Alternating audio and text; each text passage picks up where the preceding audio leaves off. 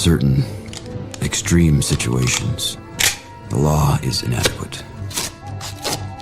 In order to shame its inadequacy, it is necessary to act outside the law, to pursue natural justice. This is not vengeance. Revenge is not a valid motive, it's an emotional response. No, not vengeance. Punishment. Tonight we have a chance to say, yeah, you're right. We're too extreme, we're too wild, we're too out of control, we're too full of our own shit. Or we have a chance to say, hey, fuck you, you're wrong. Fuck you, we're right. Because you have all made it to the dance. Because believe me, this is the dance. Start the show.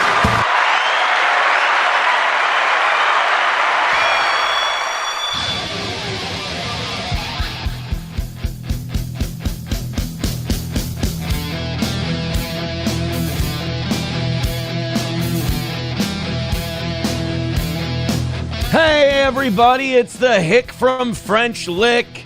It's the baddest man on the county jail basketball court, standing 6'3", 225 pounds, from Irondale High School, the Great White Hope, the 2-on-2 Cell Block B East champion, Aaron Larry Jailbird Imho.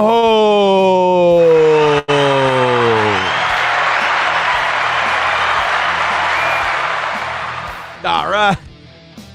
Welcome to the program. I hope you were entertained by this morning's show. Apparently, a lot of people were. Many people enjoying the Jail Tales episode of Steel Toe this morning. I had a shitload of fun.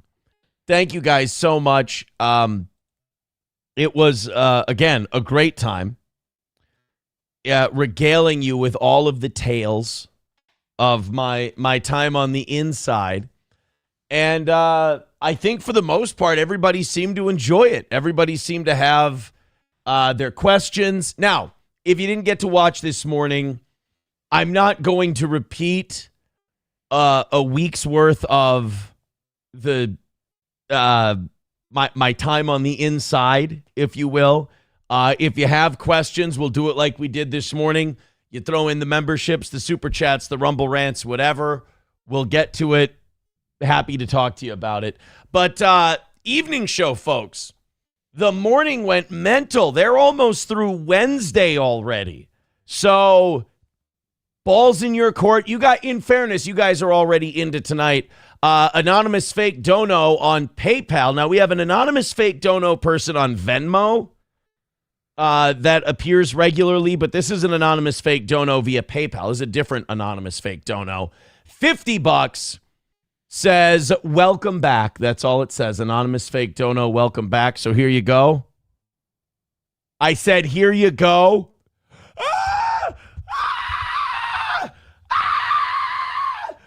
Yeah, why would you call him gay? Oh my God! Why would you? Holy shit! Holy shit! Wonderful, wonderful, wonderful. Welcome to the program. We are going to be able to get to some other things today. I mean, well, that's the plan. If you guys decide you want to, you want to learn more about my time on the inside, that's fine. I'm more than welcome to, or I'm more than happy to answer those questions. Like I said, It was an interesting, eye-opening experience. I learned a lot.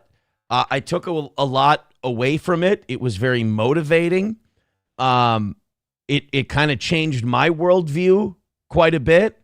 And also, you guys don't watch TV and movies and take your idea of jail from that. It's not. Not even like 60 days in and shit like that. It's honestly, just go experience it for yourself. My recommendation is you want to get a vibe of what jail's like. Just go in there and, do it yourself. It doesn't have to be a week. It can be a DUI, where you're in there for a day or so. It can be, whatever you want. Get creative. Have fun with it. Don't copy me. Make it your own. But I will say this. It did seem to upset a minority of people that I made the best of my time there, and that since I had to be there, I was going to make it a good time and make some friends and play some games and watch some movies and play some sports. I'm sorry that I won games of basketball. I didn't think that was that big of a deal. I thought it was a funny thing for the show, and about 99% of the people watching thought it was a funny little thing too. But it did upset some people. It's just a weird thing to say. It's not something I ever thought I'd have to say. I fucking went to jail. If you hate me, that should be enough. Like that should be enough to make you happy. But again, I forgot I'm not allowed to play basketball.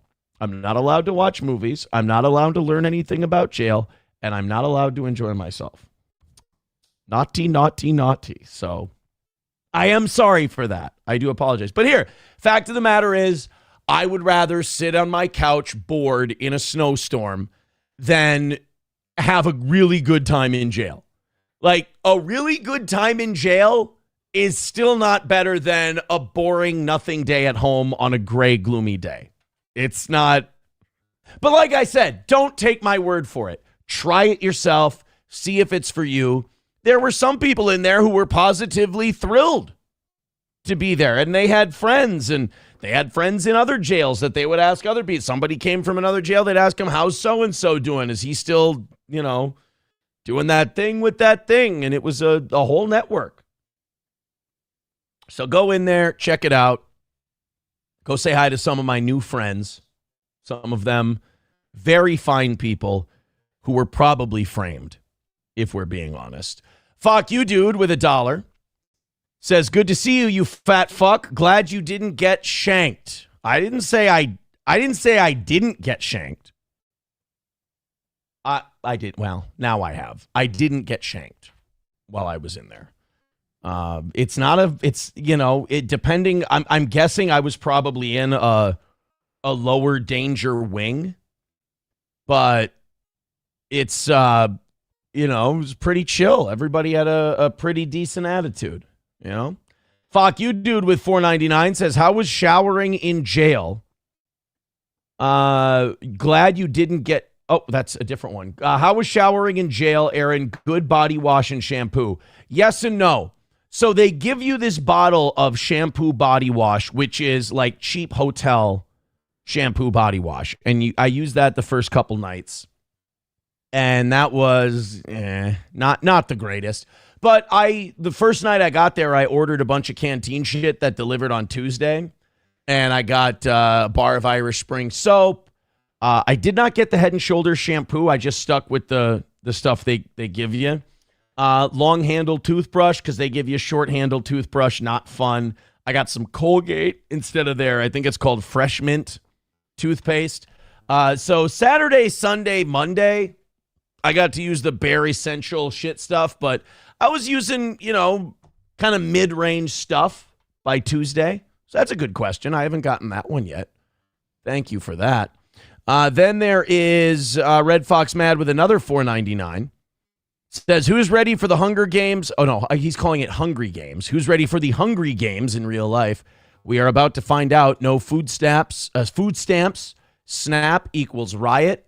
How was the food in jail, Aaron? The food in jail, and this, look, this is a really shit thing for our children, our students. The food in jail is a little better than school cafeteria food.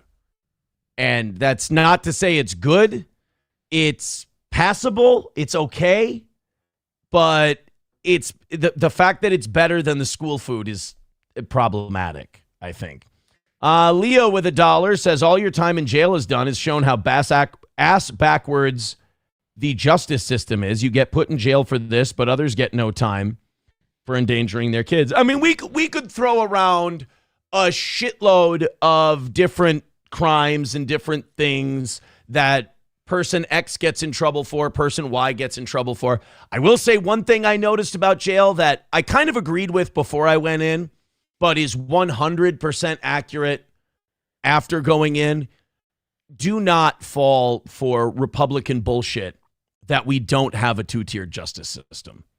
There is no equality and justice for all. There is no Lady Liberty or Lady Justice with the scales and the blindfold on. It doesn't exist. If you have money, they will protect you and take care of you. If you don't have money, you are fucked and fed to the wolves. I saw a lot of poor people in there, and they were poor people who didn't belong in jail. And the only reason those poor people were in jail is because they had no money and nobody with any money to help get them out.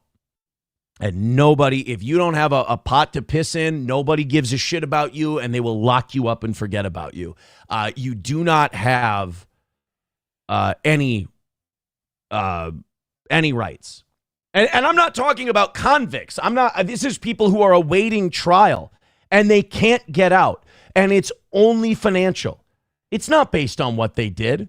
Some of these people were like breaking into, what do you call them? Storage units, looking for shit they could steal to sell so they could get some meth.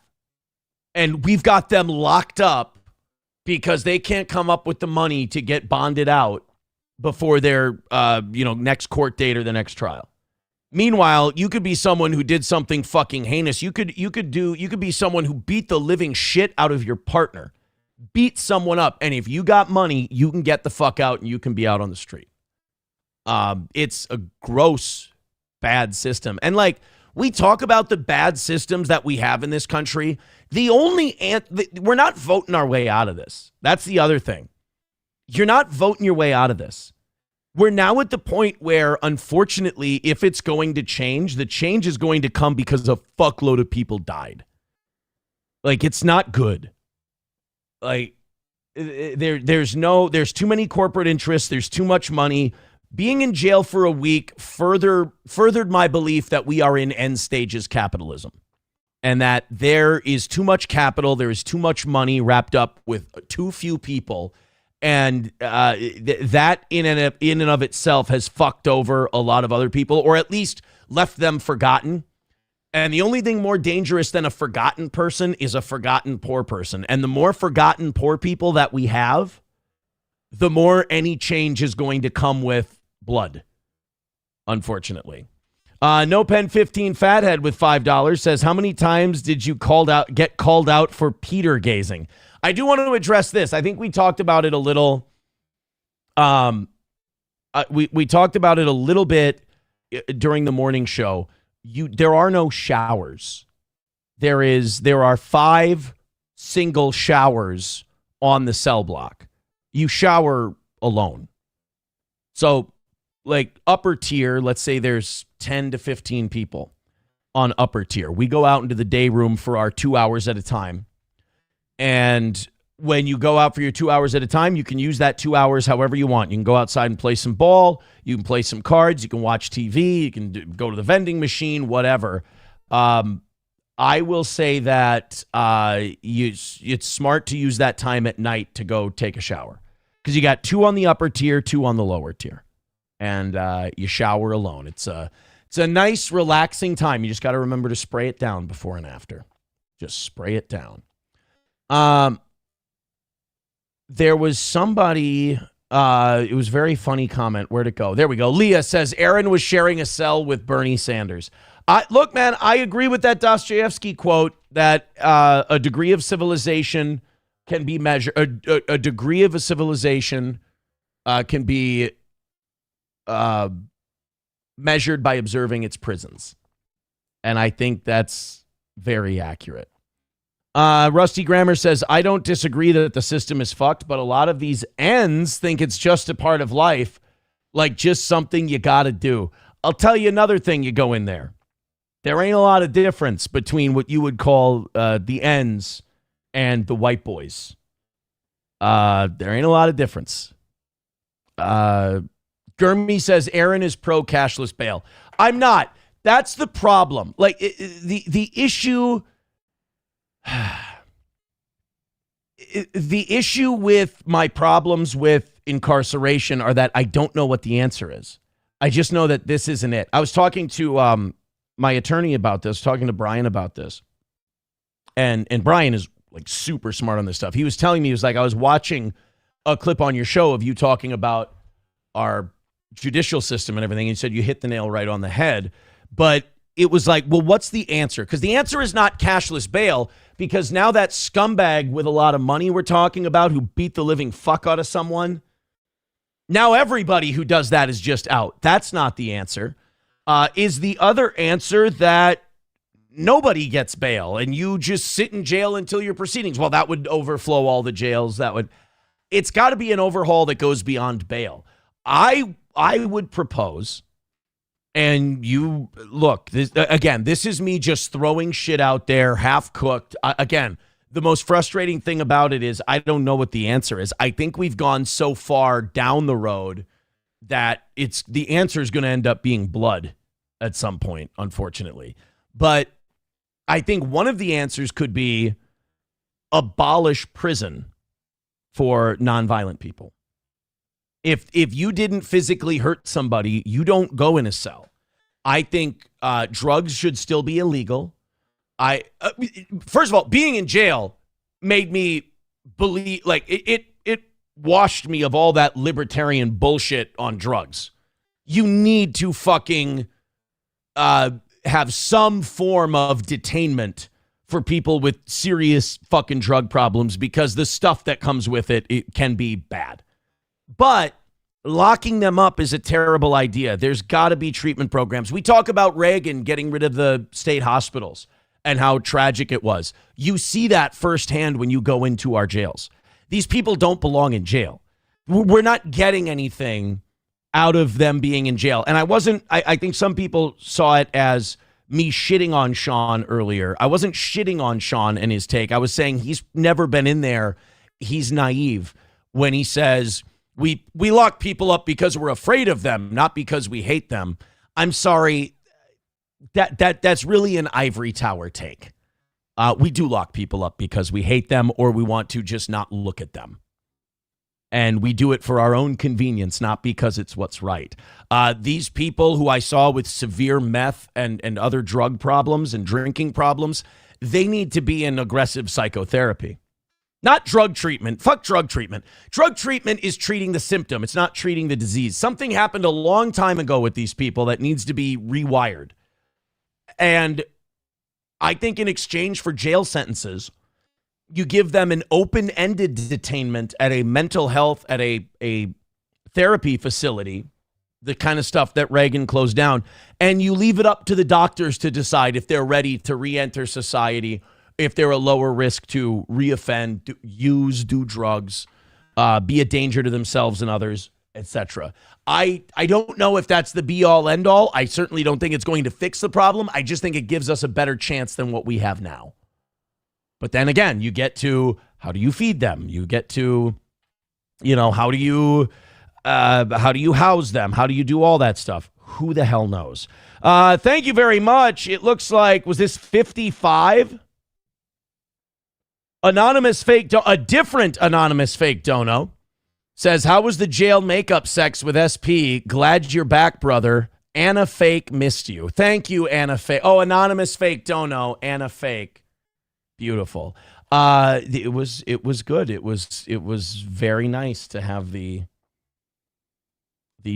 loving touch of a beautiful woman after a week out the game, if you will. So thank you very much. So where does that put Anna Fake with their 55? That's going to put Anna Fake in central booking over Anonymous. Oh, no. Anonymous is out after about 5 minutes in there.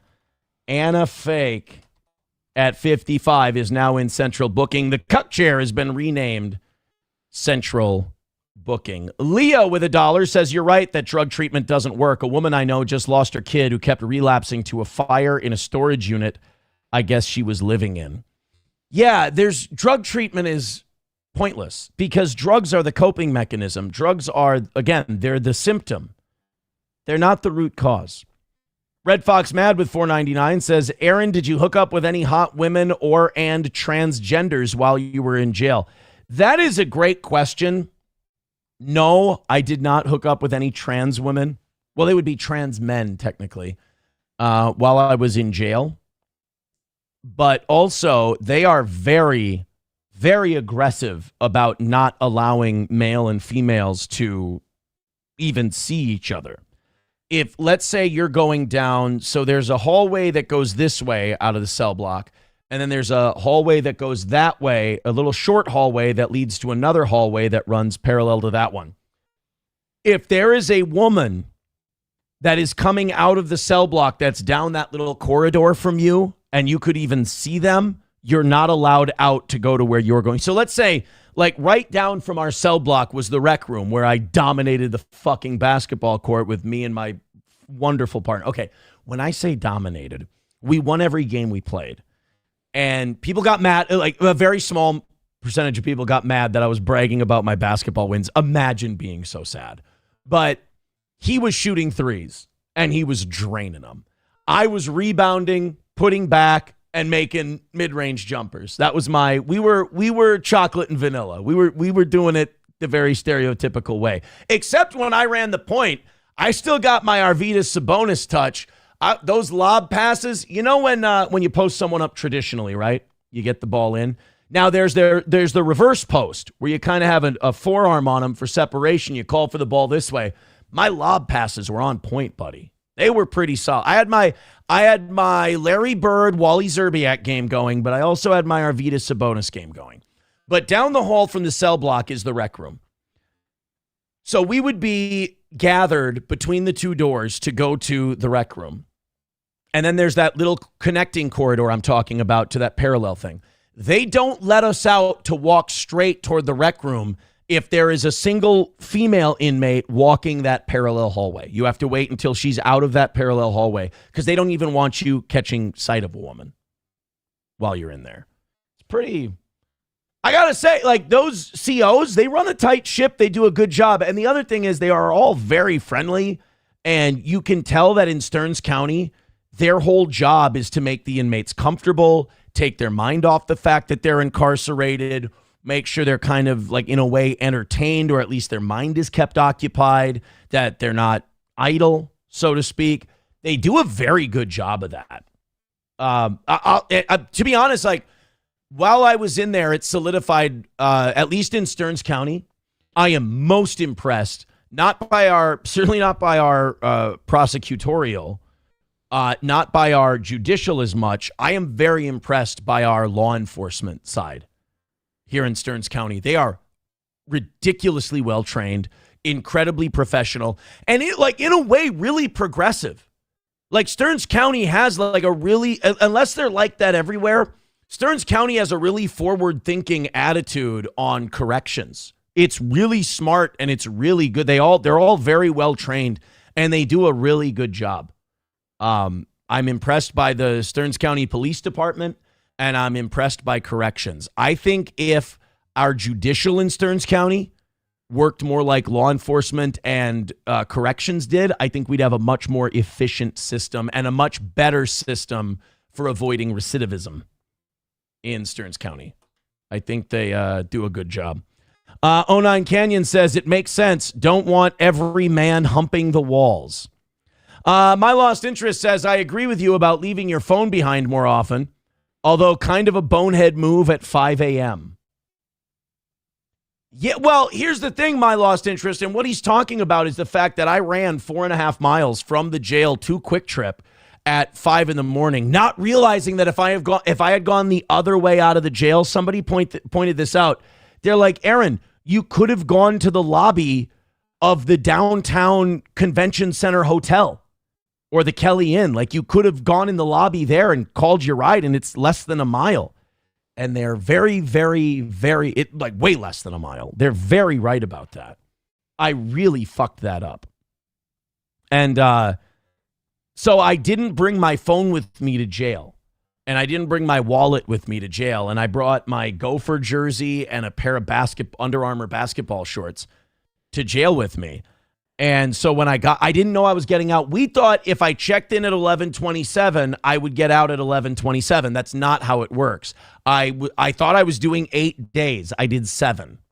6.5 technically. So I did about 6.5 days, and I got out at 5 a.m. on Friday, which I was not expecting. So I got a shitload of exercise in. and then sat in my house and ate all the weight back. But you're right. Leaving not bringing my phone with at 5 a.m. And then they said they had access to, I asked them if I could use their phone to call a cab before I was let go. Because they said, while you're still in custody, make sure you use the phone. So I asked them, they said, we can't let you use the phone, but there is a phone downstairs when you get out. It was a payphone. And I didn't have any coins. I had like $10 from my canteen that they gave me that was left over that I didn't spend. And you can't put that in a payphone, obviously. So I made the run. So you are my lost interest. You are correct, my lost interest. Leaving the phone behind is a great idea. I can tell you today even, I'm tense when it's around. I don't like when it's near me. I feel like I have to touch it and hold it. But when I take it, and thank you to Anna Fake for the Venmo. Venmo is the only thing I can't see without my phone. PayPal I have up here. Everything else I have up here. Rumble, YouTube. So I am going to toss this aside. If you send me Venmo, I will count it towards tomorrow, I promise. But I just feel way better when I do that. Like when I just chuck it off to the side and I don't have it. My body feels less tense. My body feels lighter. I like not having the phone. I really like not having the phone. It's wonderful. T. Duden says, they said, dummy, this is jail. Yeah, kind of. Kind of. They did kind of give you the old, hey, dummy, this is jail kind of a thing. Numero Uno says, welcome back, Toe. How many ideas for the show did you come up with during the week? Lots of them. Lots of them. In fact, I booked a couple of interviews, not while I was in jail. I came up with the idea of people I wanted. I wanted an economist. I wanted a couple of other people, and I got them over the weekend and today. Parody says it's the EMF from the device. Is that true? I thought about that. I was like, is there something about the physical proximity that the phone's giving off that makes me feel that way? That is interesting. That's one of those things where I'm not going to Google that and look into it. It sounds good, so I'm just going to accept its fact, repeat it to a whole bunch of other people, and then look really fucking stupid when it gets fact-checked someday. People also asking, where did their memberships go? Yes, we fell down from about 500 Rumble memberships down to 300. So go ahead and gift those Rumble memberships. We also went down from 500 YouTube memberships down to, I think we're at 315 right now. So gift those Rumble memberships, gift those YouTube memberships. Let's run those up. Our goal today is only $60. And again, the morning show people are 2 days ahead. They're almost done with Wednesday already. So we'll see what you guys want to do. But it's $60 for today, and I'm really impressed by you guys. Thank you. Leah says, no, it's not true. It's not the EMF. My goodness. Yeah, but it is good. It sounds good, so I'm going to go with that. It sounds good. I'm going that way. Aaron Imholt quote says, but yet here you are. I predict you will look at your phone at least 2 times during your broadcast. I won't be watching, but I'm sure that will be the case. Well, here you go. Everybody watch. He says 2 times during the show. Let's go ahead and watch how many times I checked that phone. Now, that's going to be pretty tough to do, and I'm sorry that I have to make Aaron Imholt quotes wrong. I apologize for that. I'm not trying to fuck you over here, but with my phone being way over there, I think it's going to be kind of hard to check it. But I appreciate your gung-ho attitude. I do like it. Okay, let's get on with it. We've caught up with all the contributions and all that shit when it comes to asking questions about the jail. I'd be happy to talk about anything jail-related with anyone who wants to throw in. Otherwise, we're going to watch Geno on Jubilee today. We're going to watch, oh, God damn it. What's the fucking guy? We're going to watch the Mizkif thing much later on today, but only to show you how fucking retarded all of that stuff is and how stupid it. I mean, it's so goddamn dumb. It's literally, if you're into that shit, like if you're one of these people when we start talking about it who goes, oh, fucking stupid, this is dumb. You have no idea how proud of you I am. But if you're one of these people who actually non-ironically gives a shit about this, you are so gay and you are so beyond saving. It's literally some guy and a girl he used to fuck, and it's a bad breakup where the chick is exaggerating a bunch of exaggerations, and the guy's trying to downplay what a piece of shit he is. In other words, most breakups with people that they've ever had. She's throwing a lot of shit out there. Most of it's probably exaggerated. He's defending himself. Most of it likely downplayed, and the truth is somewhere in the middle. But people just, oh my God, it's embarrassing watching grown-ups lose that, like actually give a shit about this. It's embarrassing. But anyway, there's 321 of you right now. Good to see the evening shows back in the 300s, especially so early. We cracked 1,100 for the morning show today. Thank you. Cover your ears, darling. But 321 is what Rumble Studio is spitting out at us right now. Hit like, hit subscribe, and let's watch that number grow. Thank you very much to Numero Uno for gifting a membership. People are saying, check Venmo, check Venmo. I can't. I threw the phone. And I told that guy I wasn't going to check the phone more than twice. So I can't check it. I will put it towards tomorrow, whatever's on there. I promise. Aaron finna bust a nut when he sees Luke Beasley on Jubilee with his Sam Cedar watching ass. Welcome back, Toe.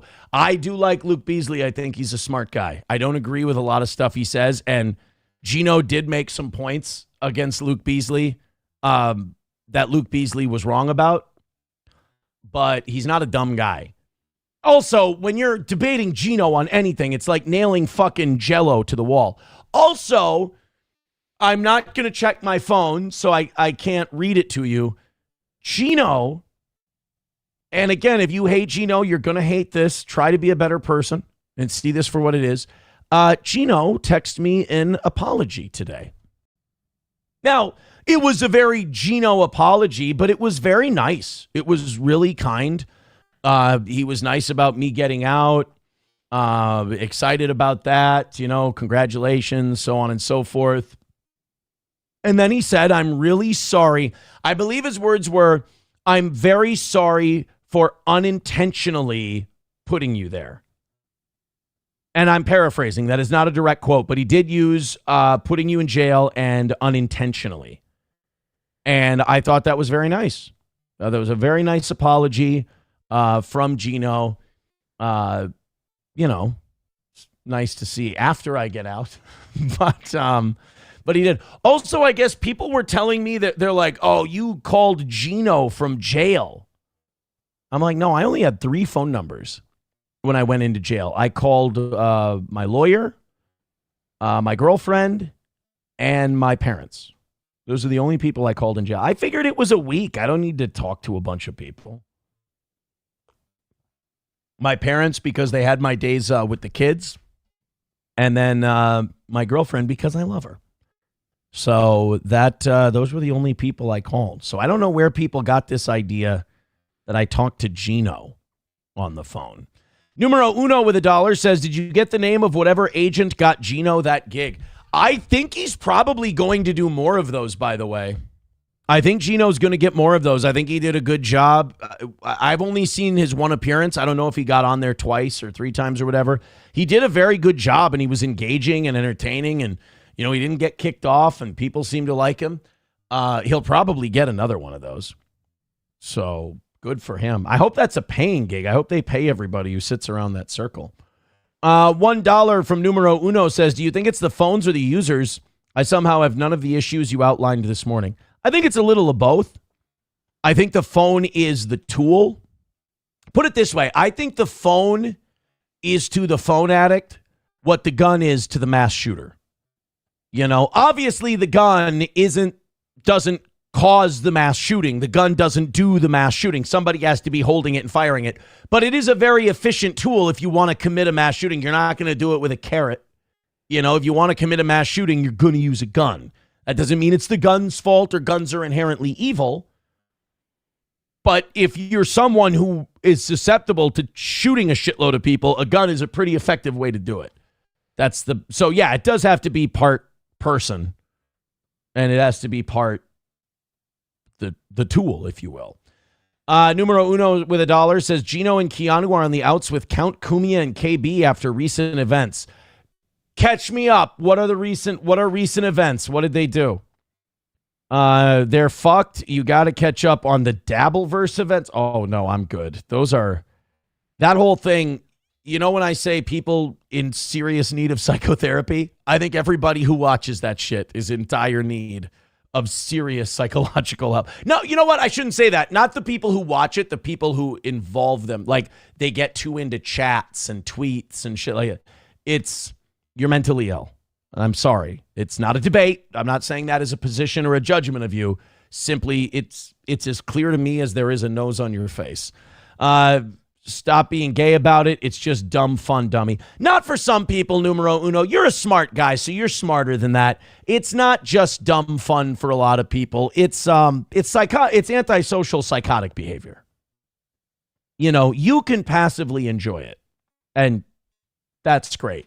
There's a lot of people who they live their lives by it. They have nothing, and that's all they have, and it's so sad to watch that waste of human potential. Red Fox Mad with $4.99 says, what happened to the Golden Gophers and the Vikings? Both horrible games. Yeah, so my first night in, the Gophers crushed it against Nebraska. They beat a ranked team.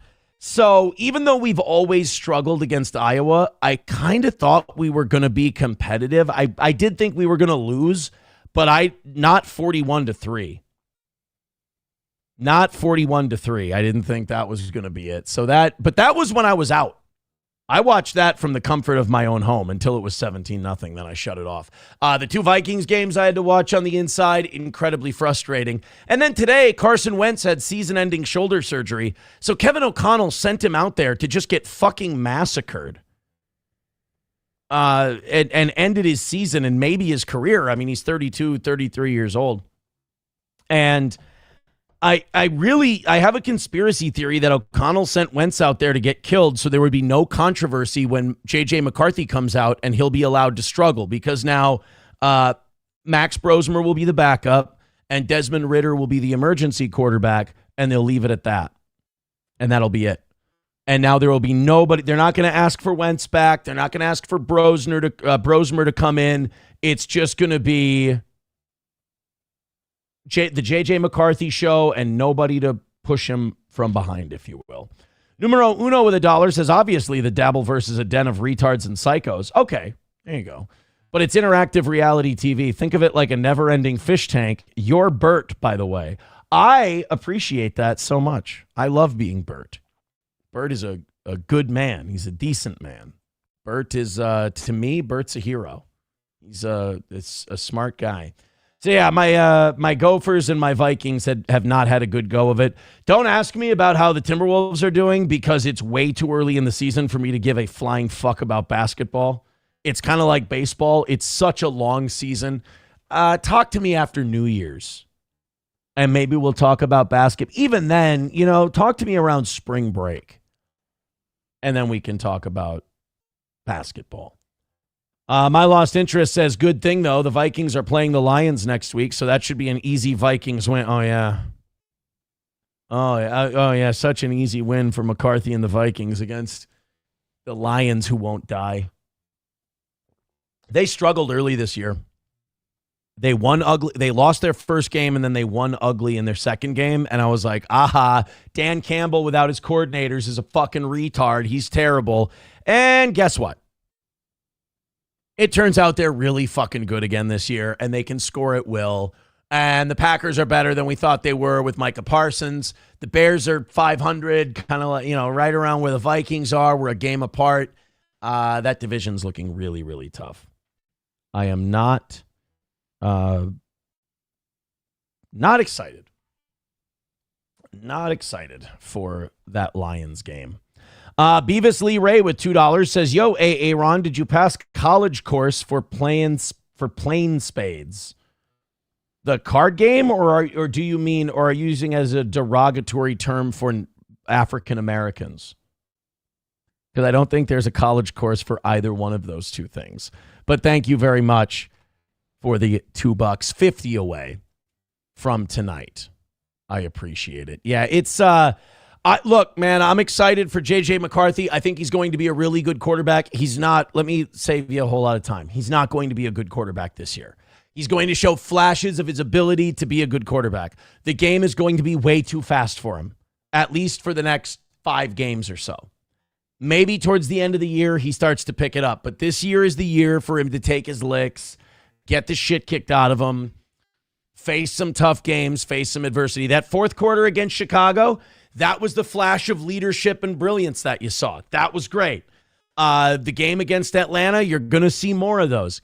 I don't think he's going to light it up against Detroit. I think that's going to be a tough one for us. Then we've got Baltimore, Green Bay, Chicago. That Chicago game, he'll probably do all right. The other 2, not so much. There's going to be a lot of times where he struggles. I think we get to play the Cowboys and the Giants this year. That'll help. I'm trying to think of other we don't have a lot of soft touch games on our schedule. We've got Seattle. That's not an easy one. Like I said, Detroit twice, Green Bay twice, one more time with Chicago. We have the Commanders, who are hot and cold. It's not, it's no picnic this year for the Vikings. So McCarthy's going to struggle, but it's time. It's time to let the kid struggle. It's time to throw him out of the nest and see if by the end of the year he starts flying on his own a little bit. And then hopefully we can pick up next season. Comfortably Numb with $4.99 says, nice to see you. You done good, A.A. Ron. Thank you very much, Comfortably Numb. I appreciate that. Numero Uno with $1 says, MKE versus Karmic is the new Dabbleverse rivalry. Why? No one knows. Isn't that just two, embarrassing drunks? See, I get why some people like that. I get why some people can watch that. I've tried to watch shit like that before, Numero Uno, and I know people think I sound superior or douchey when I say this, but I can't watch that stuff. It's depressing and embarrassing. It's not entertaining. It's not funny. It's not interesting. It's drunken losers. And who probably could do better if they could get off of substances and everything else. It's just kind of tragic to watch, ultimately. All right, let's go. Let's get into some shit. We've been bantering back and forth. You guys have been incredibly kind, incredibly generous. I appreciate it. That number is down to 45 for tonight, and it is very, very nice. And again, memberships. Memberships are the hot commodity right now after a week of expirations and no shows. Memberships are the number that we need to push. Numero Uno says, so you're refusing to introduce the best new catchphrase in existence to your audience? Fill me in, Numero Uno. I've been away a long time. I've been locked up. They didn't go up there and tell me, I've been away a long time. They didn't go up there and tell me that there's a new catchphrase in town. I don't know. Is it Texas law? Is that what? That's not a good catchphrase. Texas law is not good. If Texas law is the catchphrase, we need to do better. Let's do this Charlie Kirk thing real quick, and then we will get to Geno on Jubilee. So one of the guys who filmed the Charlie Kirk assassination on his phone, his name is Ryan Simmons. He posted a video this weekend saying that the FBI tried to get him to delete his Charlie Kirk assassination video. Now, we've obviously been really critical of the FBI's investigation into this whole Kirk thing, and there's obviously been a lot of weird shit and a lot of inconsistencies and about the trajectory of the bullet and, all of this stuff. Whenever it seems there's a cover-up or whenever it seems there's a conspiracy, it's either there's a lot of inconsistencies and bullshit, or if you look hard enough and you want to see inconsistencies and bullshit, you're going to find them. Well, this Ryan Simmons guy let us know that the FBI spoke to him and tried to get him to delete his video. Now, this is really interesting. Why would they ask him to erase it? Why wouldn't they ask him to turn it over and, help with the investigation? Why delete the thing? Let's take a look. So originally when I sent this video into the FIB. The FIB. First of all, Why does this shit always happen? Why is the guy who's like our eyes and ears and like the guy on the inside, why is he always really stupid? Why is it like that? Almost feels like a psyop too. It's like, oh, here's this guy who was asked to delete his Charlie Kirk assassination video. This shows evidence of an FBI cover-up. And then they show the guy's like, oh, when I was contacted by the FIB. Like, oh, shit. Gang violence. Great. Do we have to do that? Is that really necessary? I don't like that. I went to Charlie and helping, and I thought I was doing for tips. I thought I was doing a service and, to Charlie and helping out. So it started off where I got in contact and was talking to someone at the local field office there in my local state. And then it jumped up a few levels. Then I was talking to someone on like the national level. That person had called me back and they had said, because this was your friend, I think it's best that you erase the video from your phone because it's just going to give you PTSD. And then called it another time to ask if I had erased it. That was the first time. So I'm guessing he sent this video into the FIB. And then the FIB had the video. And then they said, that's okay. We've got the video. We here at the FIB think you should probably delete yours. It's just going to give you PTSD. Like, does that level of gaslighting work? Like, how dumb do you have to be for that level of gaslighting to work on you? For someone to just go, I mean, that's like trying to do a Jedi mind trick on someone. They might as well have waved their hand in front of his face while they said it, like, you should just delete the video. You'll get PTSD. Like, does that work on people? That I felt like it was even right to post these videos that was on my other account that was gone and just was removed after 5 years of building it. But so I got a call back and was asked to confirm that it was gone. And again, that's when I started sharing, posting, and saving on many different hard drives in many different places. It's never like you want it to be a guy in a three-piece suit talking really intelligent, being very, having good enunciation, good diction, and everything else. And it always ends up being that guy. I wish it was someone who just seemed a little more credible. And what are we supposed to take from that? Are we supposed to take that, oh, the FBI wants you to delete that video? Yeah, because there's no other videos of Charlie Kirk getting shot on the internet. Like, we can't watch Charlie Kirk being shot anywhere. Leo with $1 says, you don't tell a witness to delete evidence during an active investigation. What I'm saying is I'm questioning this guy's sincerity. I'm questioning whether or not that actually happened. Because I think that, first of all, do I think an FBI person told him to delete the video? It's possible, maybe. Is that indicative of a giant cover-up? No, I don't think so. I think this kind of damages, at least, like, my position is that, what's-his-face, Tyler Robinson did not shoot Charlie Kirk. But I don't think what that guy just told us is any kind of proverbial smoking gun, pardon the phrase, in the whole thing. That was, I don't know. It's just, again, it's always like these guys that come up. It's like Patrice O'Neill used to say, they're all just shoving marbles up their ass, and it kind of kills their credibility. But I want to know what the FIB has to say. If we don't find out what the FIB has to say about this whole thing, I'm going to be incensed.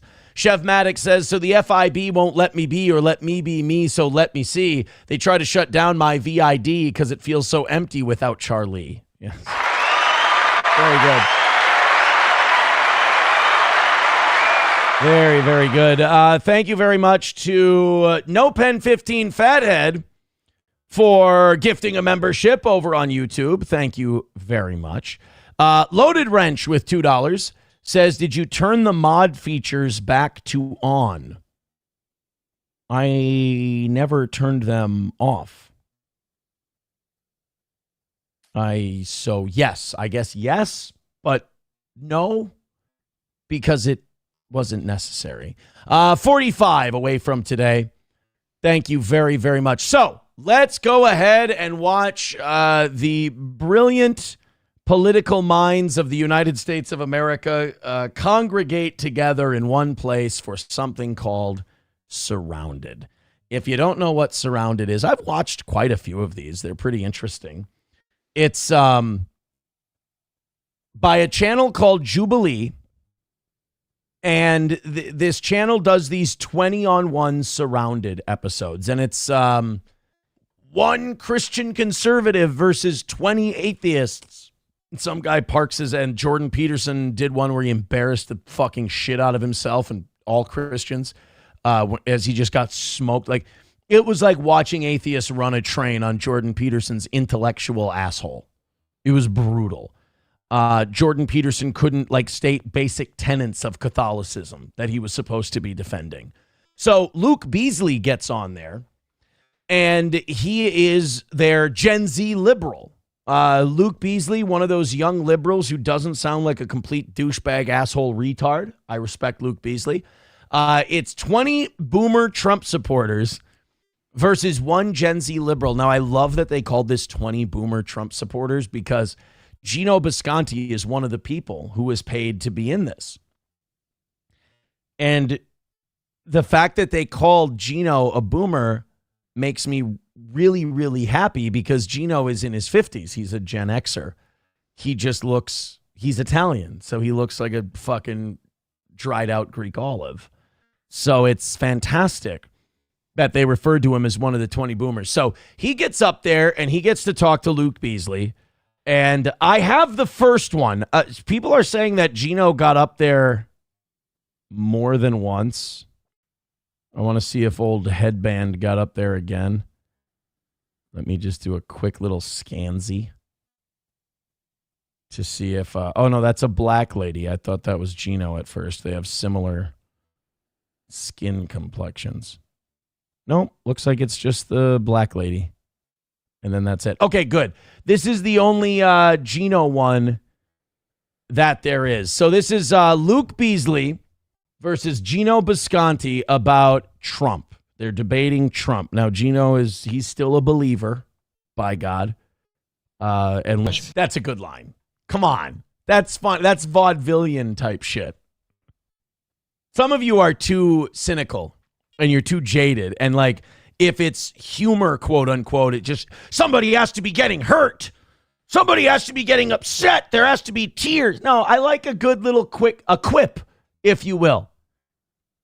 Can't believe I get to meet Harry Sisson. Goddamn pleasure to meet you. It's a funny line. It's right to the point. It's wordy content. Here's something that Luke Beasley doesn't understand before we get too close into this. Those of us who know Geno knows you don't ask him open-ended questions.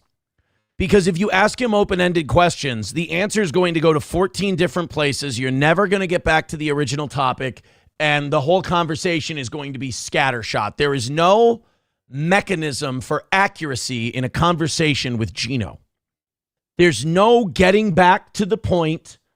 There's no staying on track. You have to, if you want to keep him on a topic, you have to dominate the conversation and cut him off often. And that's hard to do because we're taught not to do that. It's not polite. But if you don't, he will run roughshod over the entire thing, and everyone will watch this episode going, what the fuck were they? He didn't even, by the way, funny little line there, what an island. I didn't have to go there either, what an island. But he just complimented the headband. And then that got to COVID, and that got to warp speed, and that got to the vaccine. So where the fuck are we now? And what are we supposed to be talking about? Oh, don't worry. They're not going to stay on the so you can't be fair about this. So you're going to have your opinion, whatever it is. But I'm a little bit better at this. And I'm telling you right now, there are people, because media is so spread out now, and everyone's got a blog and a YouTube channel, and they've got some conservative dark money behind them. Somebody's going to watch this and they're going to see Geno as like a commentator or somebody they can get on the cheap. They're going, because this is not a bad appearance by Geno Bisconti. He's holding his own here. He's doing it. And it's not about holding your own factually. It's not about having the better points and stuff like this. It's about seeming engaging. It's about seeming likable, seeming funny. And that's what he's doing in this. He will be asked to do another one of these. Mark my words. And somebody somewhere is going to either offer him some kind of guest spot on some show, whether it's like a Newsmax or one of those offshoot news things. He's going to be asked to do stuff like that if he can keep this up, because you may not think so because you're way too biased and you don't have the ability to step back and think. Geno's making a good account of himself here. Are you out of your midbrain is what he was asking. He's trying to use the kids lingo. Are you out of your MID brain? He was going too fast. I feel like I've let you go on, completely unrelated to what I was saying, and you misstated even what a mandate was. What did I But misstate? that's okay. Welcome to a conversation with Geno Bisconti, Luke Beasley, and I will say this. Geno is the same in your car back from the airport as he is. Wrong. This is where Luke is wrong, and he's not a bad guy for getting it wrong. We all get shit wrong, especially when we're debating someone. We want to be right. It was not just federal workers who got their jobs back and back pay. There are people who worked for private hospitals. There are people who worked for all kinds of businesses that had vaccine mandates, that those people got their private sector workers and they got their jobs back and they got back pay. So Luke is wrong about that. But I don't think he's lying. You know, everyone wants to accuse everyone of lying. He's not lying, he's wrong. And there's a big difference between lying and being wrong. I don't think Luke Beasley is knowingly saying something he knows not to be true. I think he believes that it's true and he's in. I love that Luke laughed at "that's what daddy do." Because he deserves that. It deserved what Luke. Luke doesn't know it because he's never met Geno Bisconti. But he's a great Geno whisperer. Like, Luke Beasley is very good at handling Geno Bisconti. He cuts him off when he needs to, and he smirks and giggles at the silly little flags are filling up. They're about to kick Geno off because he is starting to get his ass kicked on this part. Geno's he's like, you have a certain hand. If you're a conservative, you have a certain hand you can play on January 6th, but it's a very limited hand and you have to play it smart. Geno's overplaying the conservative position on January 6th, and he's handing Luke Beasley a lot of layups in this part. I thought Geno did a bang-up job with the vaccine. He was right, and Luke was wrong. Luke's kind of taking him out behind the woodshed on this one. Even though he's doing something I don't like, and he's taking a hypothetical and assuming it's true. He's like, oh, if they could do this, they would do this, and if they, and you can't deny that. And it's like, well, yes, I can, because that hasn't happened yet. Also, I have to point out my own racism. The more back a little bit more when this was almost half full, I hated this meter because it looked like the Polish flag. That's a me problem, and I apologize to the filthy Polacks in the audience. Conti, that's what daddy do. He's fucking, like I said, he's scattershot. Anybody who's friends with Geno and anybody who's had conversations with Geno is very familiar with this form of quote-unquote debate. Welcome to it, Luke. I think he was genuinely charmed by Geno, though, as were a lot of people, I think, in the audience. I mean, you can hate Geno all you want. You think he's garbage. I have the ability to analyze these things and break them down without, being full of hate or whatever. Objectively, he did a good job. Objectively, he was enjoyed, and he'll be asked to do this again, 100%. Yeah. Shit president, though. He's not a leader. Jimmy Carter wasn't a leader. He'd be a great pastor. He'd be an awesome preacher, but he's not a leader. Bill Clinton had balls. We can like Bill Clinton. We cannot like Bill Clinton. Bill Clinton was a fucking leader, in my humble opinion. Let's go to some of the things I missed. $5 from Toad Climbs Mountain says, welcome back. You were proud of the distance you jogged a quick trip. Obviously didn't think about continuing morning runs. Could have been a start of a new workout routine. Sorry to be long-winded. Thank you. That is I did think about it. I was like, I could keep doing this. And then I woke up the next morning with shin splints. And I went, well, this fucking sucks. But I understand if you keep running, that stops happening. Real Jacks with $1 says, Google midbrain, you dumb fucker. It really is a thing, fatty. He said, are you out of your MID brain? That's not what daddy do. What Geno does is he spells a word and then says a synonym. So he'll be like, kiss my butt ass. That's what he does. He wasn't trying to spell midbrain. He was trying to spell, are you out of your mind, but say brain.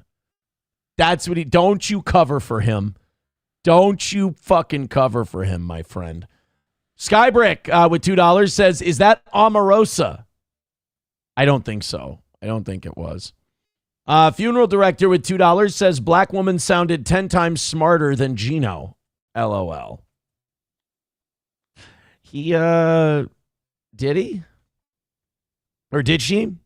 She did sound smarter than he was. But Geno had more energy, you know? 40 away from tonight. Thank you guys very much. Unless you guys have Venmo'd at least 40. I told that guy I wouldn't look at my phone twice. Plus, I don't want to get up over there and go grab it. So I'm just assuming that nothing else has come in via Venmo, and we're $40 away. Numero uno says, yeah, imagine thinking Geno Descante was trying to reference the midbrain. The reference doesn't even make sense in the context. Exactly. I don't think so. I think Geno was trying to spell mind, and he disastrously fucked it up. Beavis Lee Ray with $2 says, if you had $1 for every time you heard Yoko, is that like Yoko Ono? What's Yoko? I don't know what Yoko is. $2 from Skybrick says, send Mikey the link. Mikey who? I'm missing a lot. You know what it is? I need a week to get over the week in jail so I can sharpen back up. I'm falling behind is what it is. Thank you guys very much. Wonderful work. And again, as far as Geno goes on that Jubilee thing, he did a good job. He did a very good job. He'll be asked back again. Tim with 199 says, didn't this guy send you to jail? I mean, I sent me to jail. He put it this way. I sent me to jail. That motherfucker didn't help. Let's put it that way. Is that fair? I think that's fair. I don't think you can. I think only a fucking pussy would be like, I didn't have anything to do with it. It was all that guy. That's maybe something you would do. I wouldn't do that. Let's do this AOC clip real quick. So apparently, Mamdani yesterday had some kind of big rally in New York City. Everybody's terrified of this Mamdani. We've got audience members in New York. I would love to get some insight on where people are at, because two things are happening at the same time. You've got a guy who's incredibly popular and looks like he's going to win this election in a landslide, and the majority of the electorate seems to really like him. But yet at the same time, people all over that city, in this case New York, are saying this guy's a fucking disaster. I'm going to leave. He's going to burn down New York. He's going to be terrible. It really is like, to say that the guy is incendiary or to say that he's divisive is an understatement, because again, the majority of people want him to be the next mayor of New York. But the people who don't want him to be mayor of New York literally think it's doomsday. They think it's like worse than Dinkins if this guy gets in. So he had AOC, and I think Bernie was there. Kathy Hochul, the governor, was there, and they were all throwing their support behind Zoran Mamdani. AOC, our girl, she was there, being a New York congresswoman. Let's see what she had to say. You know, a lot of people think she could be the next president. A lot of people think she could run for the Democrats. A lot of people think that she's like the future of that party. So let's give the future of the Democratic Party a chance here and see what she came up with on a big stage. This city was built by the Irish escaping famine, Italians fleeing fascism, Jews escaping Holocaust, Black Americans fleeing slavery and Jim Crow, Latinos seeking a better life. Well, fuck us, I guess. I guess the Irish are white, kind of. Italians aren't. But I guess fuck us Central Europeans that really did build the fucking thing. Never mind. It's fine. No, you go.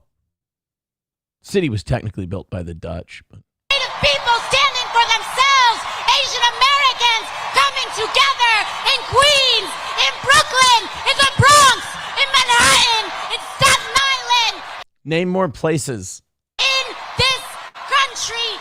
And then we're going to Washington, D.C. to take back the White House. All we need is Howard Dean in there. A vision to build the freest, toughest, and greatest city on earth.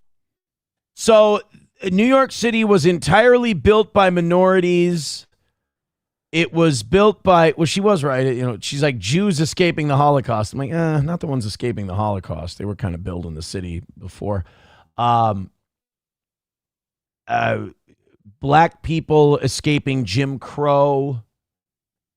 Irish and Italians, I'll go with that one. They threw a lot of Irish and Italian bodies at New York City to kind of get that sumbitch built. That's pretty. You can't forget the Asians either. She kind of forgot she kind of shit canned the Asians a little bit there. But I don't know what that has to do with Zoran Mamdani and his shitty policies. I guess that they're going to keep doing that identity politics thing, I suppose. We're just going to keep naming different colors of the rainbow until we get them all to vote for us. I thought we were done with that, but she's going to reheat it and she's going to serve it. And I guess, hell, if the guy wins the election, it works. Pool Scam Sam with 199 says, in court, I'm out of the Geno business, correct? No, I did not say that in court. I said I'm not working with him professionally or publicly anymore. And that is correct. I stand by that. So I'm sorry, Pool Scam Sam. I hate to play the Batman to your Joker on that one, but you're used to it, kid. You know what I say? Don't put that bat down. Don't quit. You pick it up. You keep right on swinging. Just because you swing at every curveball in the dirt doesn't mean that you won't make contact one day. I promise.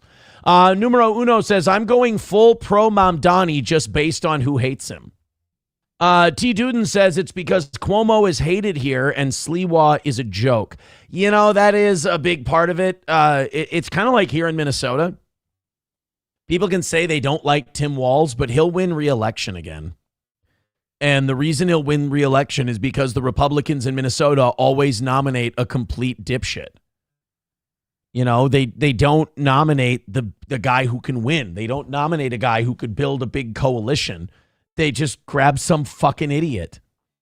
And we picked some doofus old guy in a white lab coat last time around for governor and a former Vikings center. That's who we picked to run for governor last time. So I understand. I understand New Yorkers when they say, oh, Slee was a joke. Slee was an idiot. I'm like, that's kind of what we do in Minnesota. Every time Minnesota has a chance to go red, we do something really, really dumb. Leah says Cuomo is climbing in the polls, though. There's a chance he could win. When I was looking at those betting sites, when I was looking at the odds makers, they have Mamdani at like 95.1%.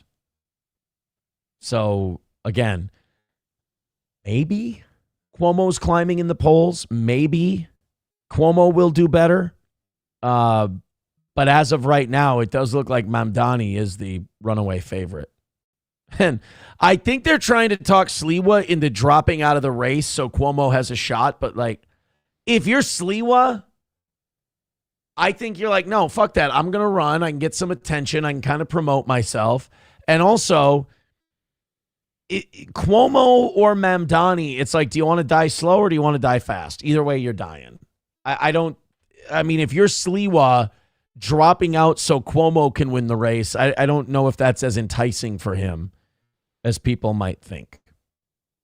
T. Duden says Cuomo has zero chance. That's kind of what they're saying, is that this looks like it's going to be a Mamdani victory. I don't think it's going to matter, though, because, ladies and gentlemen, boys and girls, our economy is headed towards a total collapse.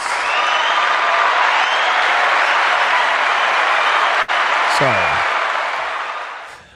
No, it's not looking good for the economy of the old red, white, and blue. We're in trouble. There's a lot of warning signs that things are not going well. Target is laying people off to reflect economic trends, saying, quote, we're starting to see cracks. They're saying the decision isn't about reducing costs, but improving efficiency. I don't think any company lays off a shitload of workers because they're doing really well. A company lays off workers because they need to make adjustments to make the books look better. And, Target is a good barometer of the middle class, the consumer class, the people who kind of build the economy and whose back the whole thing is kind of built on. So we have these two economies going on at once right now, and it's eerily reminiscent of 2008. Because on one hand, you have the S&P 500 going gangbusters. You have them hitting record highs. You have the Dow going up. You have, all these signs that the market is in great shape. But then you kind of get a microscope out and you start to look at actual real world things. Wages flat. Inflation still not totally under control. Target having problems. Auto loan companies going bankrupt. Auto loan delinquencies going up. The subprime auto loan market being a mess. It's very reminiscent of the housing market in 2008. There's a lot of warning signs out there that working class, middle class people are going underwater, that they're having trouble paying their bills. And that's not going to hit the Dow right away. That's not going to hit the S&P and the NASDAQ right away, because one thing we learned about 2008 is that these assholes will grasp on to anything they can portray as something positive, and they will just continue to inflate bubbles until they horrifically burst and spill shit all over everyone. So I don't like the way this is going. When you take a look at these articles we're seeing about people falling behind on their car payments, it's a warning sign. I know people want to like Trump. I think I've finally gotten to the age where I'm too old to let who I voted for affect the way I see reality. And just because Trump is president doesn't mean we can't have a complete economic fuck up. I mean, George W. Bush is a Republican, and the economy completely went to shit on his watch twice. You had the dot-com bubble and then the housing market bubble. And I think Trump wants this to be, his first term again, but it's a different economy. It's not the same. And we're not shoring up a lot of the bedrock indicators of what makes an economy healthy. We're looking at the market and we're going, oh, the market's great. Oh, the S&P is breaking records. That's great. What about people who make $40,000, $50,000 a year, live paycheck to paycheck, don't have a lot of investments, and they can't pay their bills because eventually they're not going to be able to pay for their car. And then at some point, as that market starts to tank, people are going to start laying off people, like Target's laying off people. Then you're going to have more people without money, and they're not going to be able to pay for their homes. Then we have houses being foreclosed on. Now we can't keep up these fucking skyrocketing home prices that we've been seeing. And people start to dump their assets and turn it into liquid cash because they're panicking. I mean, this is heading to a bad road, and I see it more probable than not probable that we're going to see an economic catastrophe in Trump's term, more than we'll see an economic boon. Maybe I'm wrong. Maybe I've been watching a little too much Big Short lately. But I don't see any of this stuff as good news. Inflation is not where we thought it would be. It didn't go down as far as we thought it would. Wages are not going up. Jobs are not growing at the rate we were told they would. The trade deal stuff hasn't been worked out completely yet. We're still talking about tariffs. Prices are rising because of that. And now you got people not paying their car loans. And look, you can say that the Dow's going great. That's awesome. But there are other warning signs that show that bad shit might be happening. And it's going to land on poor people. It's not going to land on these assholes in the S&P 500. It's not going to land on these assholes who have their investment accounts in the Dow. That'll go down. They'll buy more during the dip. It'll go back up. They'll make their money back. It's going to be poor people who all they're going to have to show. See, for an economic downturn, what the wealthy are going to have to show is an expanded and diversified portfolio that will come back over time, and they have the capital to wait it out. What the poor are going to have to show for it is repossessed vehicles, foreclosed homes, and empty stomachs and empty bank accounts and no jobs, which is a terrifying reality to think of. So this is not good. This is not, we thought that if we just elected Trump and just, Trump's in there, we're good. This will take care of itself. This is not first-term Trump. I think also when you have as much debt as this country does and we're doing nothing to address it, that becomes a bigger problem too. So There are steps that can be taken. There are things that can be done, but we're not doing them. Numero Uno says, keep shitting on protesters instead of taking after Europe. Paris would be burning down if this was happening to them. They do protest out there in Europe more than we do. If we could get more protesters to talk about this shit with their natural hair color, I think more people would listen, unfortunately. I also saw in the newspaper last week that Nicolas Sarkozy, the former French president, is in fucking prison. Like, he's in prison for like the next 4 years on some kind of campaign finance violation fraud thing. He was just pocketing campaign contributions. They threw their fucking president in prison. That's kind of awesome. I like that. When did France become fucking more of a free democracy, transparent country than we did? Unbelievable. Mad Move says, Trump has made me take the stance that I will never vote for a president for a second term. They have no reason to do anything but what they want to enrich themselves. Yeah, how's that Trump meme coin doing? You know, the economy might completely collapse, but I bet you that meme coin's doing well. According to Rumble Studio, we are at 412 at the moment. Thank you very much. Hit like, hit subscribe, hit follow. I appreciate that. I'm seeing 270. I don't know how, which is not great, not awesome, not bad, not terrible, not the worst, not the best. I would like it around 300. I don't know how Rumble Studio comes up with 408, but I'm going with that. You hear me? I'm going with that. $40 away from tonight's goal. Thank you. Throw in a couple bucks. I appreciate it. Not to be Dr. Doom over here, not to be the guy who's all doom and gloom this evening, but we've also got this food stamps and food shelf thing that's looking like it's going to become an issue. Trump today said that we're not going to allocate a $5 billion emergency fund to food stamps, and that could be a serious problem for individual states' food stamps program. Tim Walz here in Minnesota, and he could be bluffing, but Tim Walz said next week our food stamp program runs dry without federal funds, and people aren't going to be able to get their food assistance. The federal government shutdown, those funding cuts are hitting food shelves, which is where a lot of poor and working class people get their food. And I think it's a very simple and basic economic notion. If poor people don't eat, if poor people don't have any money for food, crime goes up. So if we don't, I don't know why Trump wouldn't allocate that $5 billion emergency fund. I don't understand that. I don't get what the play is. Maybe to put pressure on the Democrats to come to the table and make a deal and get the government opened back up. But dude, we're starting to play with some real shit now. This is over a month into this. What are we? No, not quite. Almost a month. 27 days into this shutdown now.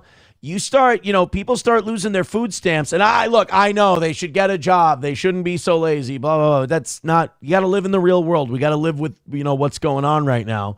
And the fact is, we got Target talking about cutting jobs. It ain't like there's a lot of people hiring low-skilled workers at the moment. These people start to lose their food stamps. You're going to see an increase in theft. You're going to see an increase of robberies. You're going to see an increase of assaults. These are not good things. These are not good indicators. I don't think we're going in the right direction.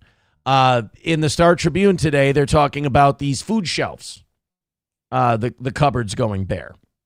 Federal cuts to the Emergency Food Assistance Program slashed more than 1 million pounds of food headed to Minnesota food shelves this summer, forcing places like Gethsemane Lutheran Church to reduce staff, hours, and the amount of food they provide.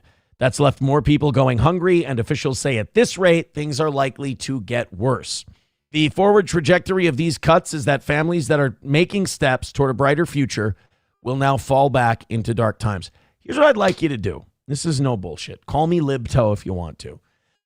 If you got non-perishables sitting in the cupboard and you're not eating them, you're not doing anything with them, find your local food shelf, go bring some food in there. Whether the government stays shut down or not, I think it's a good practice to get into. Like when I lived in Litchfield, like a block and a half away from my apartment, there was a food shelf. And even though I wasn't making a lot of money back then, but I was living by myself in a cheap $375 a month apartment above a fucking flooring business. And I always had like non-perishable food that I just, for some reason, wasn't eating. And probably once every 2 weeks, I'd make a trip to the food shelf and I'd dump some things in there. Every year, my afternoon drive talk show that I had would have a food shelf drive around Christmas time.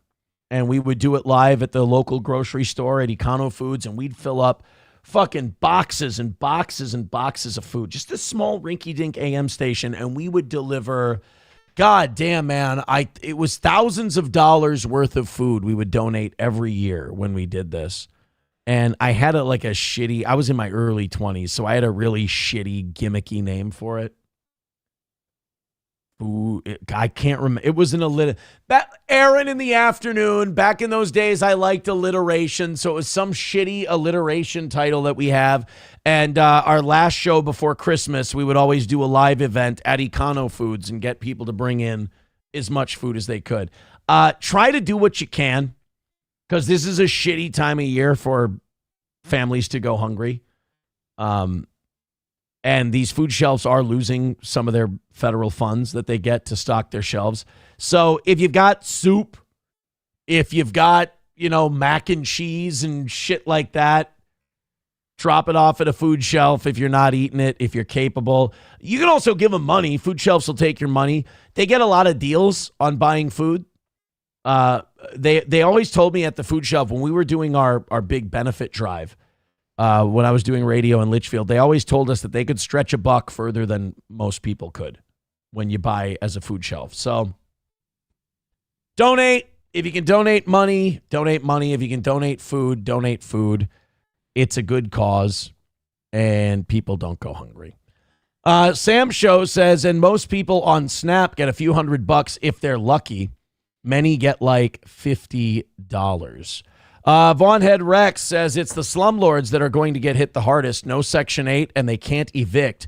Most are already mortgaged to the gills. Yeah, I sometimes wonder when property taxes go up like that in rent-controlled areas, how do those landlords even stay afloat? How do they keep their buildings and not sell them?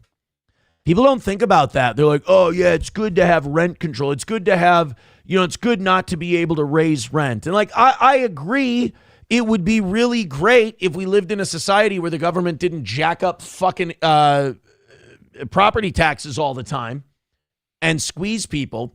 But if you have increased property taxes and the city won't let you raise rent, then your good deed of trying to keep people in their apartments is going to lead to a lot of these landlords going, well, I can't raise the rent, and what I'm collecting in rent doesn't pay the upkeep and the property taxes and the mortgage on these properties. I'm going to just sell these properties. And now instead of one or two people not being able to afford their rent and getting evicted from their apartment, now everybody who lives in that apartment building has lost their home because the landlord can't afford to stay there. So again, I hate to be Mr. Doom and gloom tonight, but there's a lot of signs I've been seeing the last week that I wanted to share with you guys. We got to see if we can turn this thing around. Sam Show says disabled are fucked too. I've got a friend with MS and she's in the crosshairs. Sanford's Son gifting 10 memberships. That's $50 worth of memberships. I apologize. Sanford's Son gifting 10 memberships on Rumble. Thank you very, very much. Yeah, why would you call him gay? Oh my God!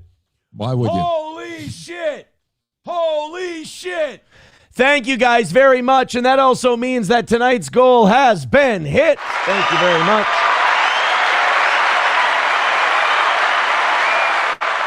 And of course, I'm afraid I've got some bad news. So anything else you guys throw in tonight goes to Tuesday night. Like I said, the morning show is ahead by about 2 days.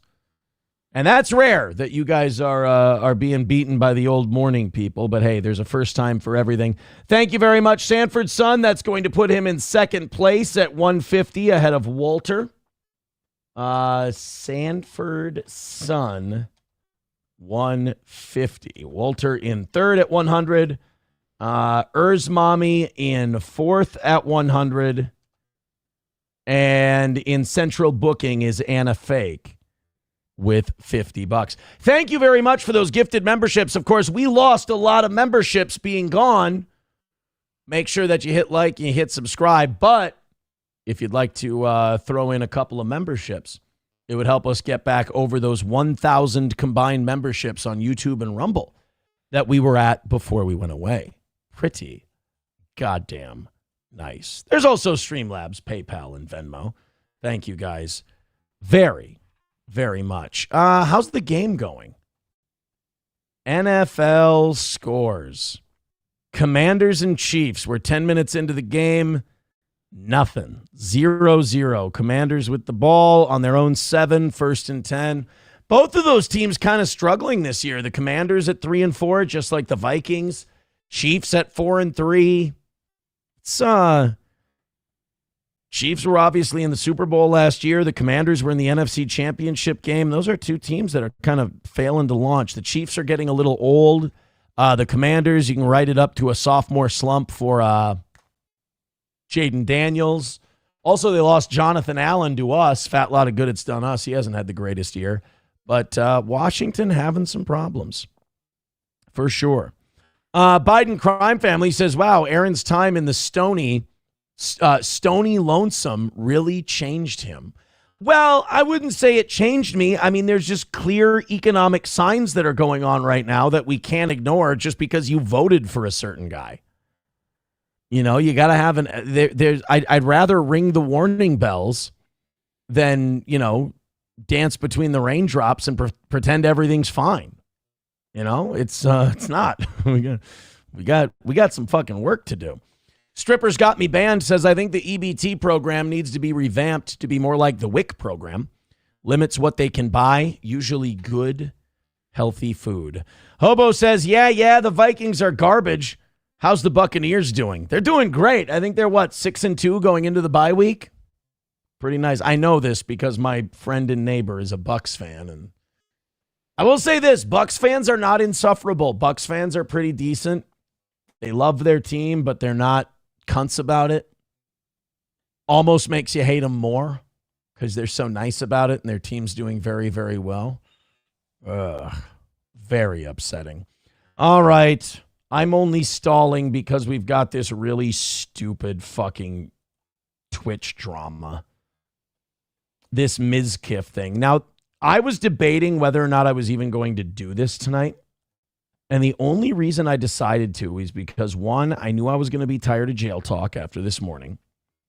And number two, I think these clips are a great indicator of why I'm so goddamn right about the internet and phones and drama and a lot of you who are into this kind of shit and personally involve yourselves in it, like these people are actually part of your real life. It's really pathetic in that try to think of your parents when they were 40. I mean, most of you, I'm the young guy. Most of you involved in that drama world are in your 40s and 50s. Imagine your parents at your age and how embarrassed you would have been to call them your parents if they were talking about Stuttering John or some fucking obese dying whale somewhere or Mizkif or shit like that and talking about it like it was your fucking life and you were so into it and you were angry about it. And imagine that. You'd be so humiliated. That's you now. And if you don't give a shit about any of this stuff, grab a seat next to me and let's just completely rip this shit apart. Now, people are hands across America for this woman, Amiru. She was dating this famous streamer called Mizkif. And they broke up. And wouldn't you know it, unlike every Gen Z relationship or millennial relationship that breaks up, it turns out this guy is just the meanest, most terrible, manipulative, evil, narcissistic, abusive guy ever. Oh my God. This doesn't happen every time there's any kind of high-profile breakup that everybody races to be the victim and races to create a villain. Oh, and on the other side, the guy doesn't totally downplay everything and deny everything and then try to actually act like he's the victim in this case. Nobody can just go, yeah, this was a really bad match and it was a really fucked up relationship and we're probably both going to be better off now that we're away from each other. You know, kind of how I looked at my divorce. Kind of a fucking disaster. With two people who did not want to be with each other anymore. And they're probably going to be better off if they just go their separate ways. Then again, when mine was going through their like brutal addiction and like fucking craziness, they did say some shit that wasn't true. But again, that's normal nowadays. That's like the thing you do is you try. It's a race to victimhood, male and female. That's all it is. Kids, we're going to watch some of this. And as we watch some of this, I want you to be warned not to become these people, the lady or the guy. And certainly don't become someone who unironically gets into any of this shit. So this is Wednesday Addams. I'm sorry, Emiru. And she's going to go on a stream and she's going to talk about how this guy, Mizkif, who's a fucking gay eyeliner wearing guy, how bad of a guy he is, how terrible he is, what a victim she is. Like, this woman knows her audience. Her audience is a bunch of simps. And she's going to throw all these accusations out there and they're going to say, nobody should ever treat you that way. You're such an amazing queen. You don't know what a fucking cunt she was to deal with as a partner. And you don't know what an insecure twat that fucking streamer she's dating was. Second of all, if you ever see a woman with this many plushies sitting in her bedroom, get the fuck out. It is a red flag from Jump Street. I'm sorry, Wednesday. Go ahead. I'm always the bad guy. I'm always a terrible person because I see through all this shit. I'm the guy who always has to tell the kids there's no Santa Claus and ruin their fun. But I'm sorry, I need to live in a real world. He would throw bottles, like plastic bottles with liquid in it, not like glass bottles, at me. He threw water bottles. Sounds like an asshole, but not exactly Ike Turner. You ever get hit with a water bottle? Despite me telling him, like, I didn't like it and it scared me and I bruised very easily. He would throw his phone at me. I would tell him, it scared me, I don't like it. And one time it even... Did he throw his phone at you or did he throw his phone? Because there is a big difference between throwing your phone at someone and throwing your phone. My thing is, anyone who's getting on a stream, whether it's him or it's her, I don't give the guy any defense on this. They're a piece of shit too. But anybody who's getting on a stream and telling this to perfect strangers and there is a monetary incentive to do so, I don't think they're lying, but I don't think they're telling the truth. I think there are shades of gray. They always say about breakups, never totally get your friends back in a breakup because there are three sides. Her side, his side, and the truth. And it's never exactly what either of them say. And hit me in the eye, which caused me to get a black eye, but he always, was like, oh, it's an accident. And I was like, oh, yeah. I mean, maybe it was. He could have thrown his phone. It could have hit you. You could have gotten a black eye, and he didn't mean to. I mean... If you have a situation like that and you're both public figures, people would have saw signs of it. What I'm thinking here is there was a breakup and people are rushing as quickly as they can to be victims, both he and her. Here's another clip of her saying that Mizkif essayed her. We've got essay accusations now. And I was crying like crazy because the emotions were just very high because I was dealing with a lot of major shifts in my life as a result of me attempting to start to try to distance myself from him. So yeah, we were just talking and I was crying a lot. Stop telling this story to a bunch of sweaty, obese strangers on the internet. Stop it. The intent here is not to bare your soul. The intent here is not to cleanse yourself or gain power back as a victim. What you're doing here is you want the other person to hurt and you want to sling dirt at them. This is what this is. Get off the internet, go to the police, report this shit. This isn't, when it's e-drama people and there's a monetary incentive, I'm sorry. Call me whatever you want, but I immediately doubt your motives. He started to try to comfort me by hugging me while I was sitting on the couch and holding me really close to him. I don't need to hear this. When this was happening, we hadn't talked in quite a while, and I'm usually very uncomfortable with being touched a lot by people that I'm not in a relationship with. But I let him hold me while I was crying. And he started kissing me in my face, and I let him do it. I was still sobbing a lot. And then, suddenly, he tried to climb on top of me and aggressively shoved his hand down my pants. What a fucking... Okay, first of all, this guy, I've never seen this Mizkif. I've heard the name before, but when I finally saw what he looked like, I'm like, you know how I said when a woman has this many plushies in a room, get the fuck away? When you see a guy who looks like Mizkif, get the fuck away from him. They are the date rapists. We've said this before. It ain't the jocks.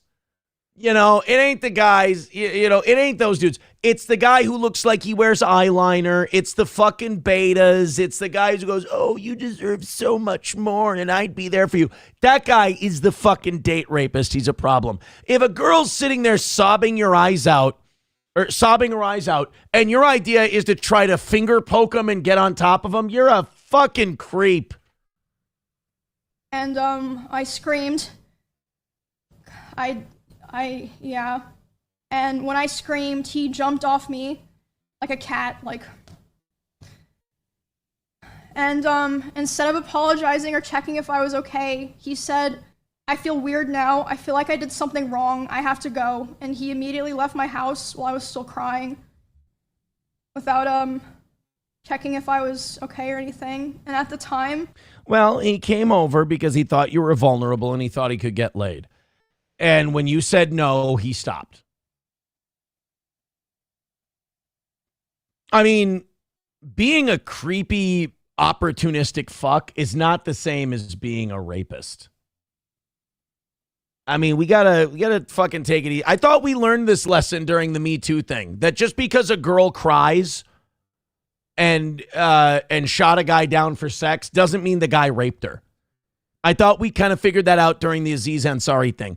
This guy came over. You were in a vulnerable state. He's a douchebag. He tried to fuck you. You said no. He jumped off you. He stopped and said, I'm going to go. Is this guy a twat? Yeah. Is this guy a piece of shit? Yeah, but I could have told you that by judging the book by its cover. Is he a date rapist or an SA? No, he's not. He tried. You said no. He stopped. That's... Now, seeing a woman crying and you going, I wonder if I can use the tears as lube, you're a fucking weirdo. I was still making excuses for him, and I was still afraid of causing trouble for other streamers around us, or making things weird for viewers. I know that probably sounds crazy, but I just... You all need to stop fucking each other. All of you who do streaming, stop it. And if you're fucking, don't stream together. Take it from me. Everyone I've warned about this has said, fuck the toe. Toe, you know what you're talking about. Toe nails it every fucking time. Suck my dick, and that's why you hate me. Because I know how fucking good I am. I know how sharp I am. I know how I call this shit. I know. And some of you hate me for it. Well, guess what? I'm going to keep being right. Quit dating streamers and quit streaming together when you're dating, because they will grab onto you, and they're unhappy people. They're miserable people who watch this shit, and they will try to tear you apart. And if you have any vulnerability, or if you're not compatible in any way, shape, or form, it will get ripped apart because you're not in a genuine relationship. It's for show. So how about we stop?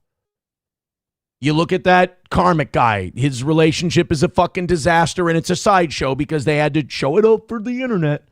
Ethan Ralph went to the fucking funny farm because he fucked a girl once and brought her on stream. It's a terrible fucking idea. Learn from those of us who have made the mistake before. Shardy McDennis with $2 says, have you ever searched Kiki's Starfish? Because you shouldn't. No, of course not. You're a creep if you do. Rigaza with $2 says, Ayo Toe, what do you think of the movie Heat? I'm really sorry. And people, I quit making me say this because people get really mad. I've never seen Heat. I know I should. I like the actors in it. I've never seen Heat. And I feel like you know that, and you just made me do that. Loaded Wrench says, did you see her at TwitchCon where this started? No. Because I don't need to see her at TwitchCon, because I know what happened. Because it's the same thing that happens with all of these people. They all think they can get in these fun little relationships and they'll have a good time, and it can be for clout, and it ends up being a disaster. And because they're all fucking crazy attention whores, they're going to make crazy shit up about each other, because to their audience, they need to control the narrative. They need to be the victim, and the other person needs to be a fucking monster. That's what happens with all of these people. And yes, Shardy McDennis, I was right about that too. Thank you for the $2. Emaru talks about some of the abuse she experienced. So here's the last clip we have of her, and then we'll get to this fucking creepy Mizkif guy who doesn't deserve, it sounds like we're piling on her at the moment, but it's only because those are the clips of her we're playing. He's a way bigger creep than she is a red flag. But like, the fact that you can go on stream and you can like be performative about something like this is just, Walz, again, you can go see this in some of his VODs in his bedroom, the holes in the wall. There would be times where he was upset at me, and I would go to my stream room and literally lock myself in to get away from him, and he would be banging on the door and screaming at me.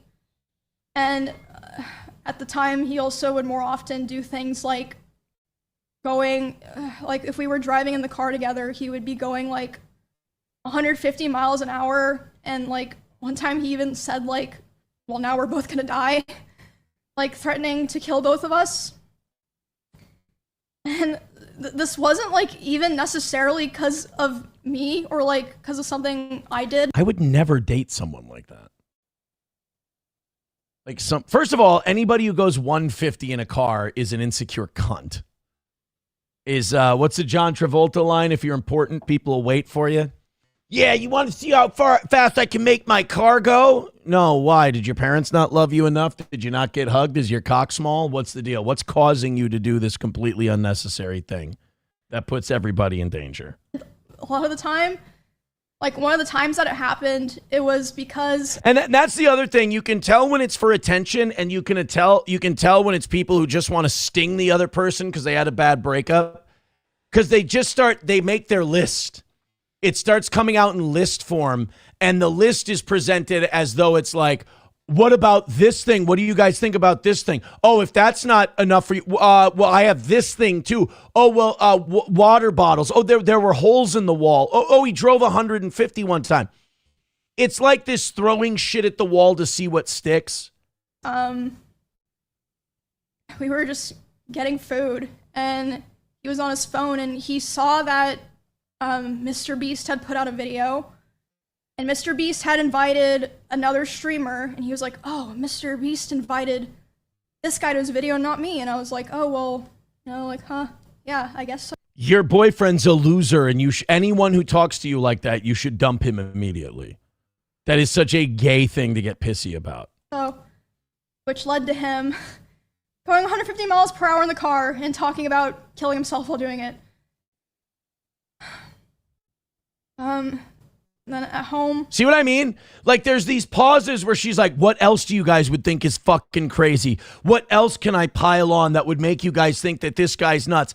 Like, it's like presenting things like, I need you guys to think this guy's crazy. I need you guys to think that he's the problem. Meanwhile, I've seen this too much. I'm too old. You're both the fucking problem. Other things would happen, like I'd be trying to sleep and he would scream at me and say that it was all my fault that he felt insecure. There was a time that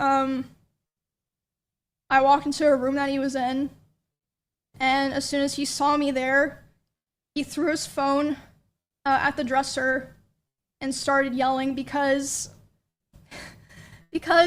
I had posted a YouTube video within the same couple of days as him, and mine was doing better. So basically, I felt like I was kind of stuck in a loop where I felt— This is so fucking immature. I mean, the amount of mental illness in this, and by the way, he's about to up it to another level, but like, you know people like this. You know they're a red flag, and you know they're going to try and burn you when it's all over. But then again, you know a guy like him, and they're just insufferable douchebags who probably don't deserve what they have and don't handle it well. So there's a real hate thing going on here. like I had to constantly perform and like prove my value to not be thrown away. But at the same time, if I ever performed too well, I was going to be punished for it. You guys did this to get more attention for your careers, and it got away from you. That's what happened. You both did this for your careers. It got away from you. And now that you're broken up, you're worried that you're going to lose audience. That's the sick part of this. You guys are doing this all for the gram and the tube and the TikTok. You think that you're going to lose audience, so it's a race to make the other person the bigger piece of shit. Wild, man. Loaded Wrench with $2 says you'd feel different if you go back to the beginning, but that would require me to give a fuck to go back to the beginning. I want to judge these two. These are shallow people. So you know, people say don't judge a book by looking at the cover. If they're shallow people, you can, and you're usually right. Let's go to Mizkif's response. You see what I mean? A guy like this, stay away from him anyway. We broke up for about a month, then got back together because we thought we can make it work. She's good pussy. She's crazy. She was crying. You wanted to go comfort her and get laid because she was vulnerable. Come on. Come on, kid. I'm 38. I've been divorced twice. All right? Don't fucking piss on my leg and tell me it's raining. She was good, crazy pussy, but you couldn't fucking take it anymore. You guys were fighting all the time. You broke up for a while, and then she wanted you to come over, and it was post-breakup hookup time. And then she changed her mind, and you're like, well, fuck that, I'm going to leave. Come on, pal. You ain't a victim here. We went to get food at BJ's, a common place where we would get food, and then we went back to her house. We cuddled for about 30 minutes and started to kiss. She said that she was okay with this on her stream, and I started to advance to the next stage because I thought that's what she wanted. She yelped, and I immediately sprung up and was scared if I did anything wrong or did wrong in general. This is not wrong. And they're both kind of telling the same story. They were making out. He went to go touch her pussy. She said no. He stopped. If he would have done it anyway, then I'd say, yeah, fucking fry this guy. What a creep. He went over because he thought he was going to get some pussy. And then when she said no, he left because he wasn't going to get pussy now. Okay. Got scared and left the house. I apologize if that made Emmy uncomfortable for me not saying sorry, and I wish I said sorry back then. It's not a crime.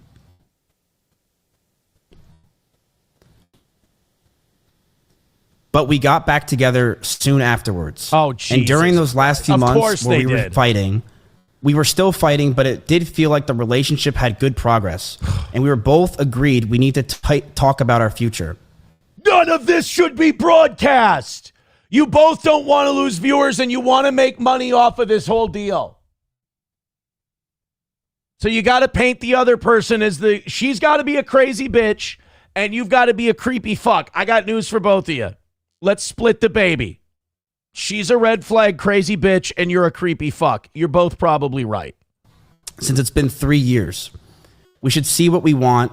And Emmy had an idea to write down everything we wanted on paper.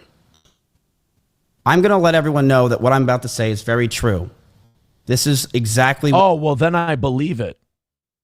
What happened, and she cannot argue this. Oh. One day after staying over Emiru's house, Emiru made me breakfast, and she wrote down everything she wanted. She wrote she wants me to move closer to her. She wrote that she wants me to marry her, and she wants kids with me in the next 5 years. And I just looked at this letter that I was staring in front of me, and I just handed her back the paper. She began to cry, and I told her, I'm sorry, I just can't do this anymore. It's not how you said it, but I understand what you're saying. I knew we were just beyond the point of toxicity in the relationship, that our trust had completely died. Good call! And that we had so many issues that I couldn't deal with it, and I was not mentally well. I walked away. I went to her door, and as I opened it, the last words I ever heard her say is, "Don't go. I love you." I'll never be a Mizkif. I'll never be on that level. I'll never have that audience. That's fine. That's where I'm different than everybody else who does this. That's fine with me. I ain't chasing a number. I've done that before. It doesn't make you happy. But I will have my audience. It will fluctuate. I will make my money. I will get to talk about the news. I will get to talk about what's going on in the world. People will be entertained. I'll be a funny sumbitch while I'm doing it. And I won't have to do this shit for content. Thank fucking Christ. Why do you think I tell the people who don't like the show that you're the punchline? Because I get to laugh at you. That's the privileged position I'm in, because I don't do the shit this guy does and that chick does. This is like doing OnlyFans. This is short money. And if you live in the real world, you understand that. If you live in the internet world, you're hopeless. You're not going to understand what I'm saying. You're going to just, you know what? Go back to sleep, kiddo. This is like, there was that TMZ documentary, SP and I watched it yesterday on OnlyFans, about these people who have done it and they regret it, or they do it and they loved it. Doing this kind of quote unquote content, which isn't content, is short money. It lasts a few years and then you're done. And I've said this before and I'll say it again, I keep being right. Do a show with real content derived from news. Do you like sports? Do you like pop culture? Do you like politics? Do you like business, entertainment? Do something based on that. There's a lot of people very successful doing those things. The problem is you can't shortcut it and do drama. You have to have talent. Not a lot of people have enough talent to be able to make the money and draw the audience. So these guys do this shit, and it always burns you up in the end. No exceptions. There's one more clip of this dipshit, and then we'll be done with these two. I think I've made my point that people who are actually taking this shit seriously and analyzing it as though it's some kind of real thing, because this is everywhere. I mean, I couldn't escape this last night when I was prepping. And I'm like, you know what? I am going to do this. It's not enough to just skip this stuff and go, it's stupid, it's retarded. We're going to talk about why it's retarded and how dumb it is. And we're going to have a different take than the people who clutch their pearls and think this is something to be analyzed. I know I wasn't perfect with my language or tone throughout this entire relationship. I know I wasn't. And I was aggressive at times. In regards to being controlling, I told her many things. I told her to dress older, to stop wearing pajamas, to stop talking about stalkers and schizos as a whole, stop talking about past relationships, and yes, I didn't want her to travel without me. I also said that So you're both just fucking crazy. You're both fucking crazy, and you're both, and let me be very clear, you're both loving this. That's the sickest part. You're both enjoying this, and you're scrolling. You get off your show, and you're scrolling on your Twitter, and you're reading everything, and you're getting involved, and you're doing it all wrong. I didn't want her to hang out with specific people. This is because I didn't want her to get hurt. I didn't want Emmy to get assaulted. Bro, that's called being controlling. Because you think you know better, so you're going to tell them what to do. That's not how you treat people. You let them make their own decisions and make their own mistakes. I didn't want some man to do something to her when I'm not there, and I wanted to keep her safe. And I know with how my mental was and who I was back then that I didn't do everything right. I know I could have done better, and I'm sorry. I know I was controlling, and I should have just ended the fucking relationship, but I was so confused as a person. And I'm sorry I did it. I'm sorry things got to this fucking point. Oh, man. Jesus. Turn off the fucking computer. Go the fuck out. Go cry in your room. Get off the fucking computer with the sobbing and the crying. Go cry in private. You're a goddamn performer. Put your fucking face on and do a cocksucking show. God damn it. None of you know how to do this in a way that will sustain your happiness and your life going forward. You will make all the money in the world for a year and a half. You will make all the money in the world for a little bit. And guess what you'll do? You'll up your lifestyle because you got to flex for the IRL streaming. And then when it all goes away, you'll be stuck with a house you can't pay for, cars you can't pay for, a lifestyle you can't afford anymore. Again, I'm right. Stop it. The last 9 months of this relationship, things got extremely fucking toxic. You can act like a man! What's the matter with you? I told her to move out. She didn't move out on her own. So you're just crazy in a retard kind of way then, huh?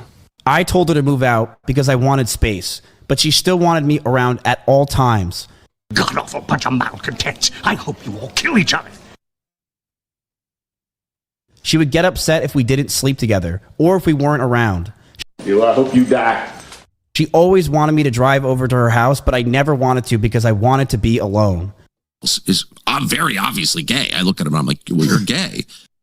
And that increased our fights, but the stalkers continued, and I got even more stressed.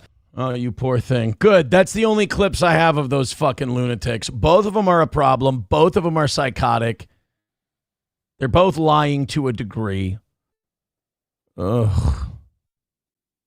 It's really, how do people not see through that? Like when shit like that becomes big news and people on the internet are tweeting about it and writing about it, is it just because it's one of two things? Either they honestly think this is something, and I feel so bad for those people. It's crazy. Or these are people who live disaster lives. I mean, they just live really shit lives, and somehow these two temporarily make it feel better. Those are the only two conclusions I can come to. Brian says clingy bitches are the worst. Yeah, I agree with Onawall. They're both BPD girls. 100%. I agree. I agree with that. Totally. CG King of Comics, good for the update. I hope the throat goat is very happy. I don't think the crack smoking throat goat is too much of a threat. Oh, the comic cuties. Ooh. Is that what I just want to make sure, I want you to get your money's worth. That's all. I need to work on my scared face a little better. Now, Loaded Wrench. Yeah, Bapa Shab, or I'm sorry, not Loaded Wrench. Bapa Shab says they should have aged out of this crap in high school. Who's worse? Well, those two are worse. I was going to say, who's worse? Those two or people who take this seriously like it's actually a thing and don't handle it like we handle it? And I know that when I clip this, people are going to be like, the people who don't watch the show, you're such an arrogant prick. Yes, I am. I deserve to be. If you're not an arrogant prick about these two and this embarrassing shit, you should be an arrogant prick. You should be an arrogant prick too. Because hopefully you're miles ahead of this kind of behavior. Brett McCart says, happily single as a 25-year-old guy. Well, keep your eye out for a good one, though. It's good to have somebody, if they're right. Parody says, cash is king, charges for suckers unless they pay off the... Oh, I thought you were saying charge these suckers for watching this shit. I agree. If those retards are going to pay for shit like this, milk them for all they're worth. Mad Move says, you forgot fat, arrogant prick. That's right.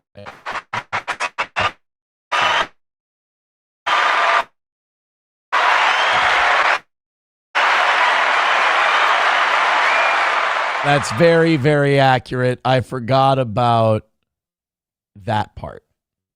My bad. Red Fox Mad with $4.99 says, Aaron, did you see this news story about a judge lowered band and paid $1 bond for a criminal? I think you mean lowered bond. No, but I'll check it out for tomorrow. CG King of Comics. All right, buddy, you got me. This was a good one. He goes, EVS is a real man unlike you. He blows men away from the family. I thought that he was an EVS fan. It turns out he just wanted to call him gay. You got me. You know what?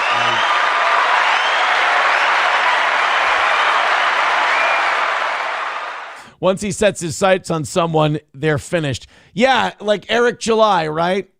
All those, like he tried to jump on his coattails and just ended up looking like a seething bitch. I'm sorry. I'm talking to this guy like he's actually against me. Instead of a guy who totally just slow played that into an EVS insult. I don't have anything for or against the guy. I just, sometimes you can tell, like, just the voice he has and his approach towards life in general, you can tell the guy's a creep and a problem.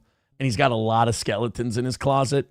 And the borderline interracial homoerotic obsession with Eric July, and then Eric July continuing to basically clean his clock by not even talking about him, is kind of funny. There's just anyone who's that bitter and won't tell you why, but tries to project it onto another person. There's some fucking clockwork that ain't hooked up right.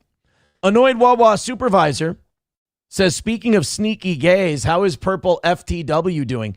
I haven't checked on Andy lately. I'll be honest. I consume less and less Vikings content when they're struggling because it's not as much fun to watch. I haven't checked on Purple FTW to see how he's doing. Should we take a look? We got about 20 minutes left in today's show. We got quite a few things we still can talk about tonight. Oh, the tariffs thing. Did you see that Trump raised tariffs on Canada because they did a commercial during the World Series? Like, Canada bought a commercial to shit on Trump's tariffs. So he responded by putting more tariffs on them. Like, it's funny as a meme. It's a dog shit way to run a country. You know what I think? I think I'm kind of like over Trump's tricks now. I think I'm just kind of over it. Again, it's easy to do it when the economy's good, wages are up, inflation's down, jobs are up. Like, it's easy to let, like, I called them shithole countries. That's funny. But when the country is teetering on the precipice of an economic collapse and people are really struggling, it's hard for me to laugh at your funny meme gimmicks. Because I'll laugh at the meme gimmicks when shit is going well. But when you're fucking up, no thanks. No thanks on the meme shit. Los Federales with $1 says, please play my clip from this morning and start at 25 seconds, please. Dude, this is really not good. Like, it really fucking sucks.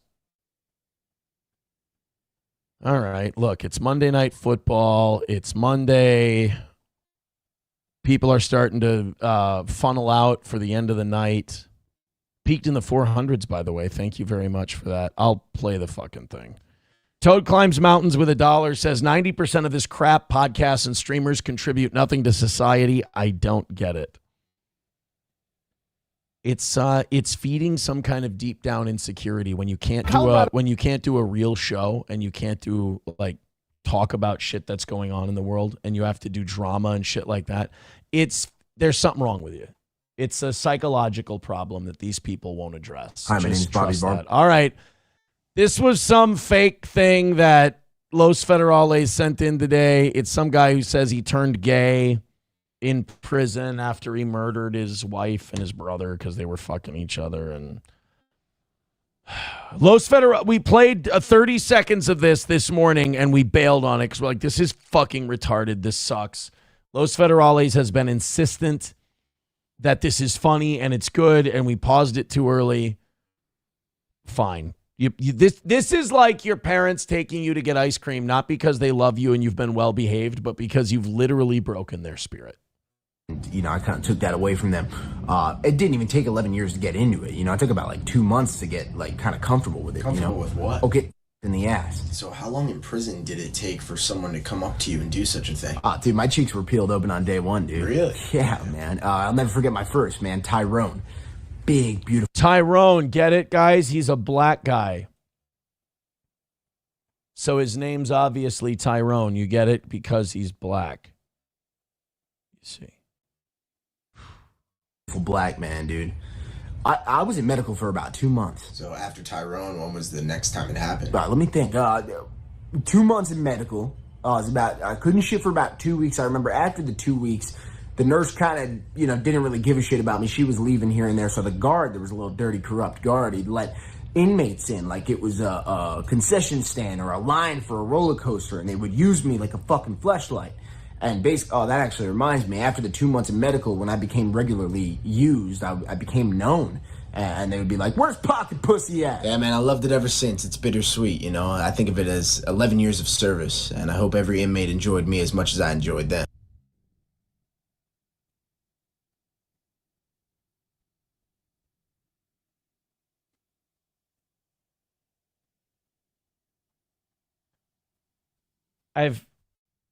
I've told a lot of people this when they send me like sketches or they send me like stuff they've made.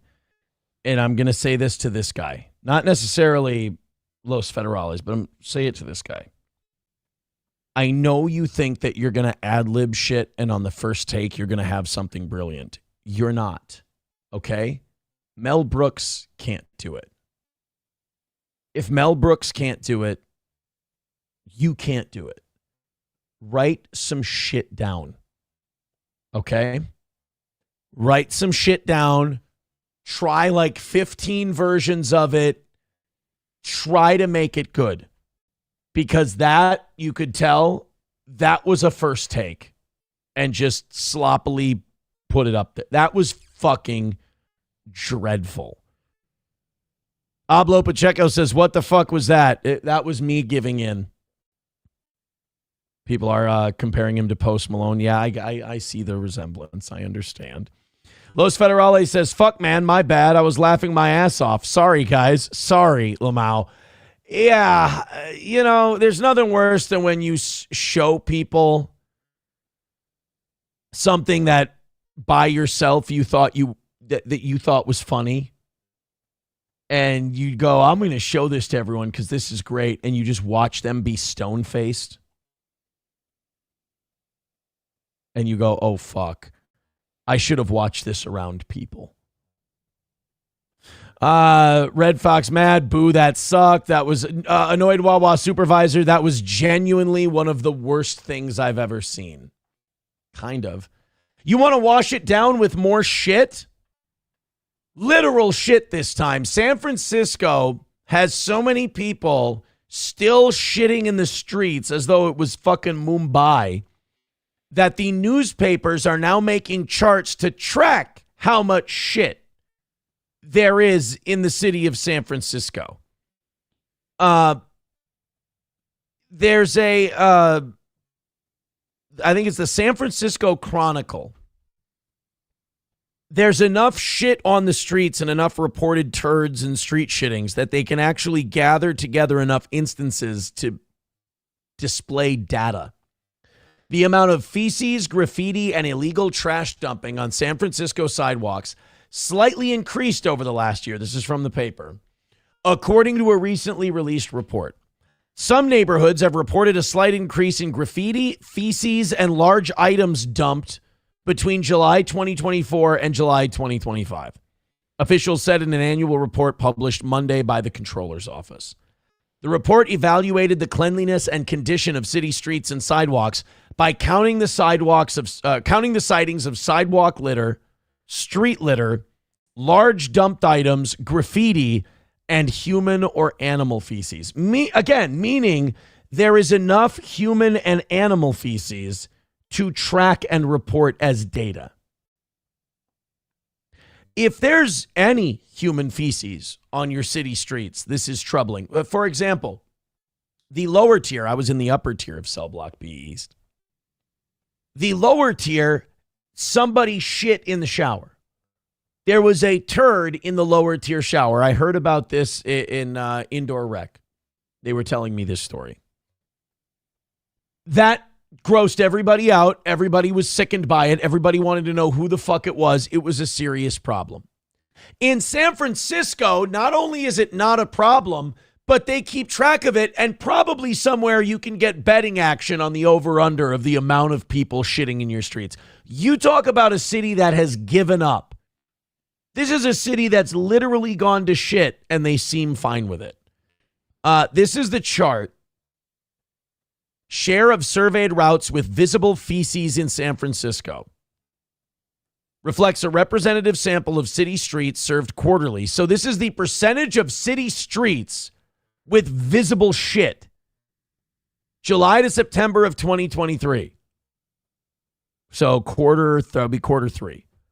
Almost 40% shit on the roads. 40% of the roads they go down have shit on them. Then it dropped down January to March of 2024, probably because it got colder, and there was less shit. And then a spike in quarter two, quarter three, quarter four. Now, this doesn't make sense because you think it'd start getting cold in December. October to December of last year, a year ago, they were back up towards 40%. But hey, good news. Q1 and Q2 of 2025, they were back to about 31, 32%. About a third of city streets had visible human feces on them in San Francisco. So for those of you who live in New York who go, boy, if they elect Mamdani, the whole city's it's over, it's done. No, apparently you've got a lot more room to fall apart because you haven't even gotten to the 1/3 of city streets have shit on them part yet. Congratulations, New York. You still have a long way to fall. Parody says, we used to find shit in boxes. You don't want to know about our toilets and tubs we were testing off. Probably not. Probably not. Los Federales says, hasn't all of California given up? No, I don't think Northern California's given up. Isn't that like all the tech people and the wine country type folks? They haven't given up yet. They would probably care if there was shit all over the street. Yeah, here's the thing I was talking about. Trump slaps extra 10% tariffs on Canada after Ontario airs anti-tariff ad. Again, like Trump's insecurity and lashing out at people was funny in his first term when the economy was really good and before COVID. Now it's kind of like, hey, Don, we got serious problems and we need serious people, not meme tariffs, if you will. I do think before the midterms, he's going to do those tariff checks because he needs to bribe the voters to like him again. I don't think his approval rating is doing very well. And I know we don't believe the polls unless they look good, obviously.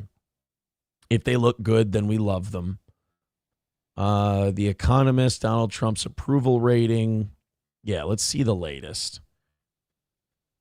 What are the latest polls on Donald Trump?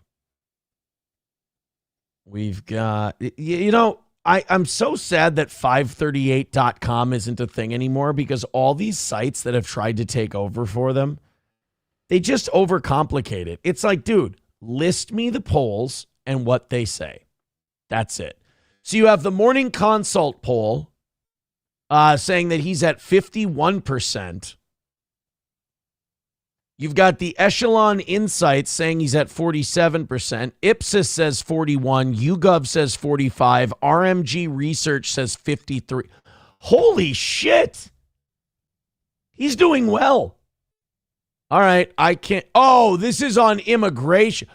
Oh, fuck. I thought this was the approval rating in general. This is just on immigration. Oh, my God. I thought he was at 50% approval. I'm like, what the fuck are we even... Here we go. Here's the approval ratings. Quinnipiac, 40%. Echelon, 46. Morning Consult, 46. Ipsos, 42, 45, 46, 51. You know what? Well, there's a 37, a 39, and a 45. So let's kick out the 37 and 39 and kick out the 51 and 46. Looks like he's at about 44, 45%. So that's not nearly as bad. That's about what he was his whole first term. That's not nearly as bad as I thought his numbers would be. He doesn't really deserve those numbers. I don't think he's doing a good enough job to be at 44 or 45%. I think he's getting some grace there, which is not normal. You remember his first term. This is not as good as Trump's first term was. Damn, man. Real Jack says, man, if someone would have shit in the shower in jail where I was, they would have most likely got their neck broken. We actually had a certain level of respect back in the early 2000s. Oh, they didn't like it either. They were not happy about the lower tier shit show, if you will. All right, let's go ahead. I said I wouldn't look at my phone twice tonight. I proved that guy wrong. Let's go look at it once. Let's go see if there's anybody we need to. I don't want to miss anybody. If we need to thank anyone, I want to make sure they get their thank you. So we got a couple minutes left here tonight. I'm going to run over there. I'm going to grab the phone. I'm going to see if we got to thank anyone, and then we'll say farewell. So hold on one sec. I bet you I can get back before this clip is done. Well, I can't understand none of it. This one begat that one, and that one begat this one, and begat, and lo and behold, someone says some shit to someone or another. Just how retarded are you? All right, I'm back. I made it. There we go. Let's see. Give Matt a fucking wrench. I have dad and duck duties. He can handle it. He adults. Well, I thought the chat was fine tonight. You had a few spurgs in there, but that's pretty normal. Another person saying it's JJ McCarthy and Brosmer from here on out. Brosmer just might get his chance. I hope not. I want JJ to have the job for the rest of the year, no matter how he does. I think a rookie quarterback needs to struggle. He needs to take his lumps. And I hope that JJ gets it. Oh, there was a guy who was trying to get me to look at my phone. He says, keep looking down, made you look. Well, no, you didn't. I had my phone way the fuck over there. So I win, you lose. I only looked at my phone once. Another win for the toe. Do we have anybody else to thank before we go? No, we do not. Okay, we are good. And we got Ann Fake earlier. Well, you guys knocked it out tonight. You got a little bit into tomorrow. The morning show doesn't have a goal tomorrow, so hot damn, man. Great work. Awesome job. Wonderful. Take it easy. We're going to get out of here. We'll have another great show tomorrow morning. Johnny will be here. I hope you're excited for that. I did put up a clip about an hour and a half of me summing up my time in jail. We've got a Candace Owens, Charlie Kirk clip coming up in about 30 minutes. And then after that, I think we're going to put the Geno clip up tomorrow, maybe the Mizkif thing. I want to get the NBA gambling thing up there at some point. Jesus. We've got a lot of stuff to throw up. It's on YouTube and it's on Rumble, so check it out on either platform. Hit like and hit subscribe on your way out, and we will be back tomorrow.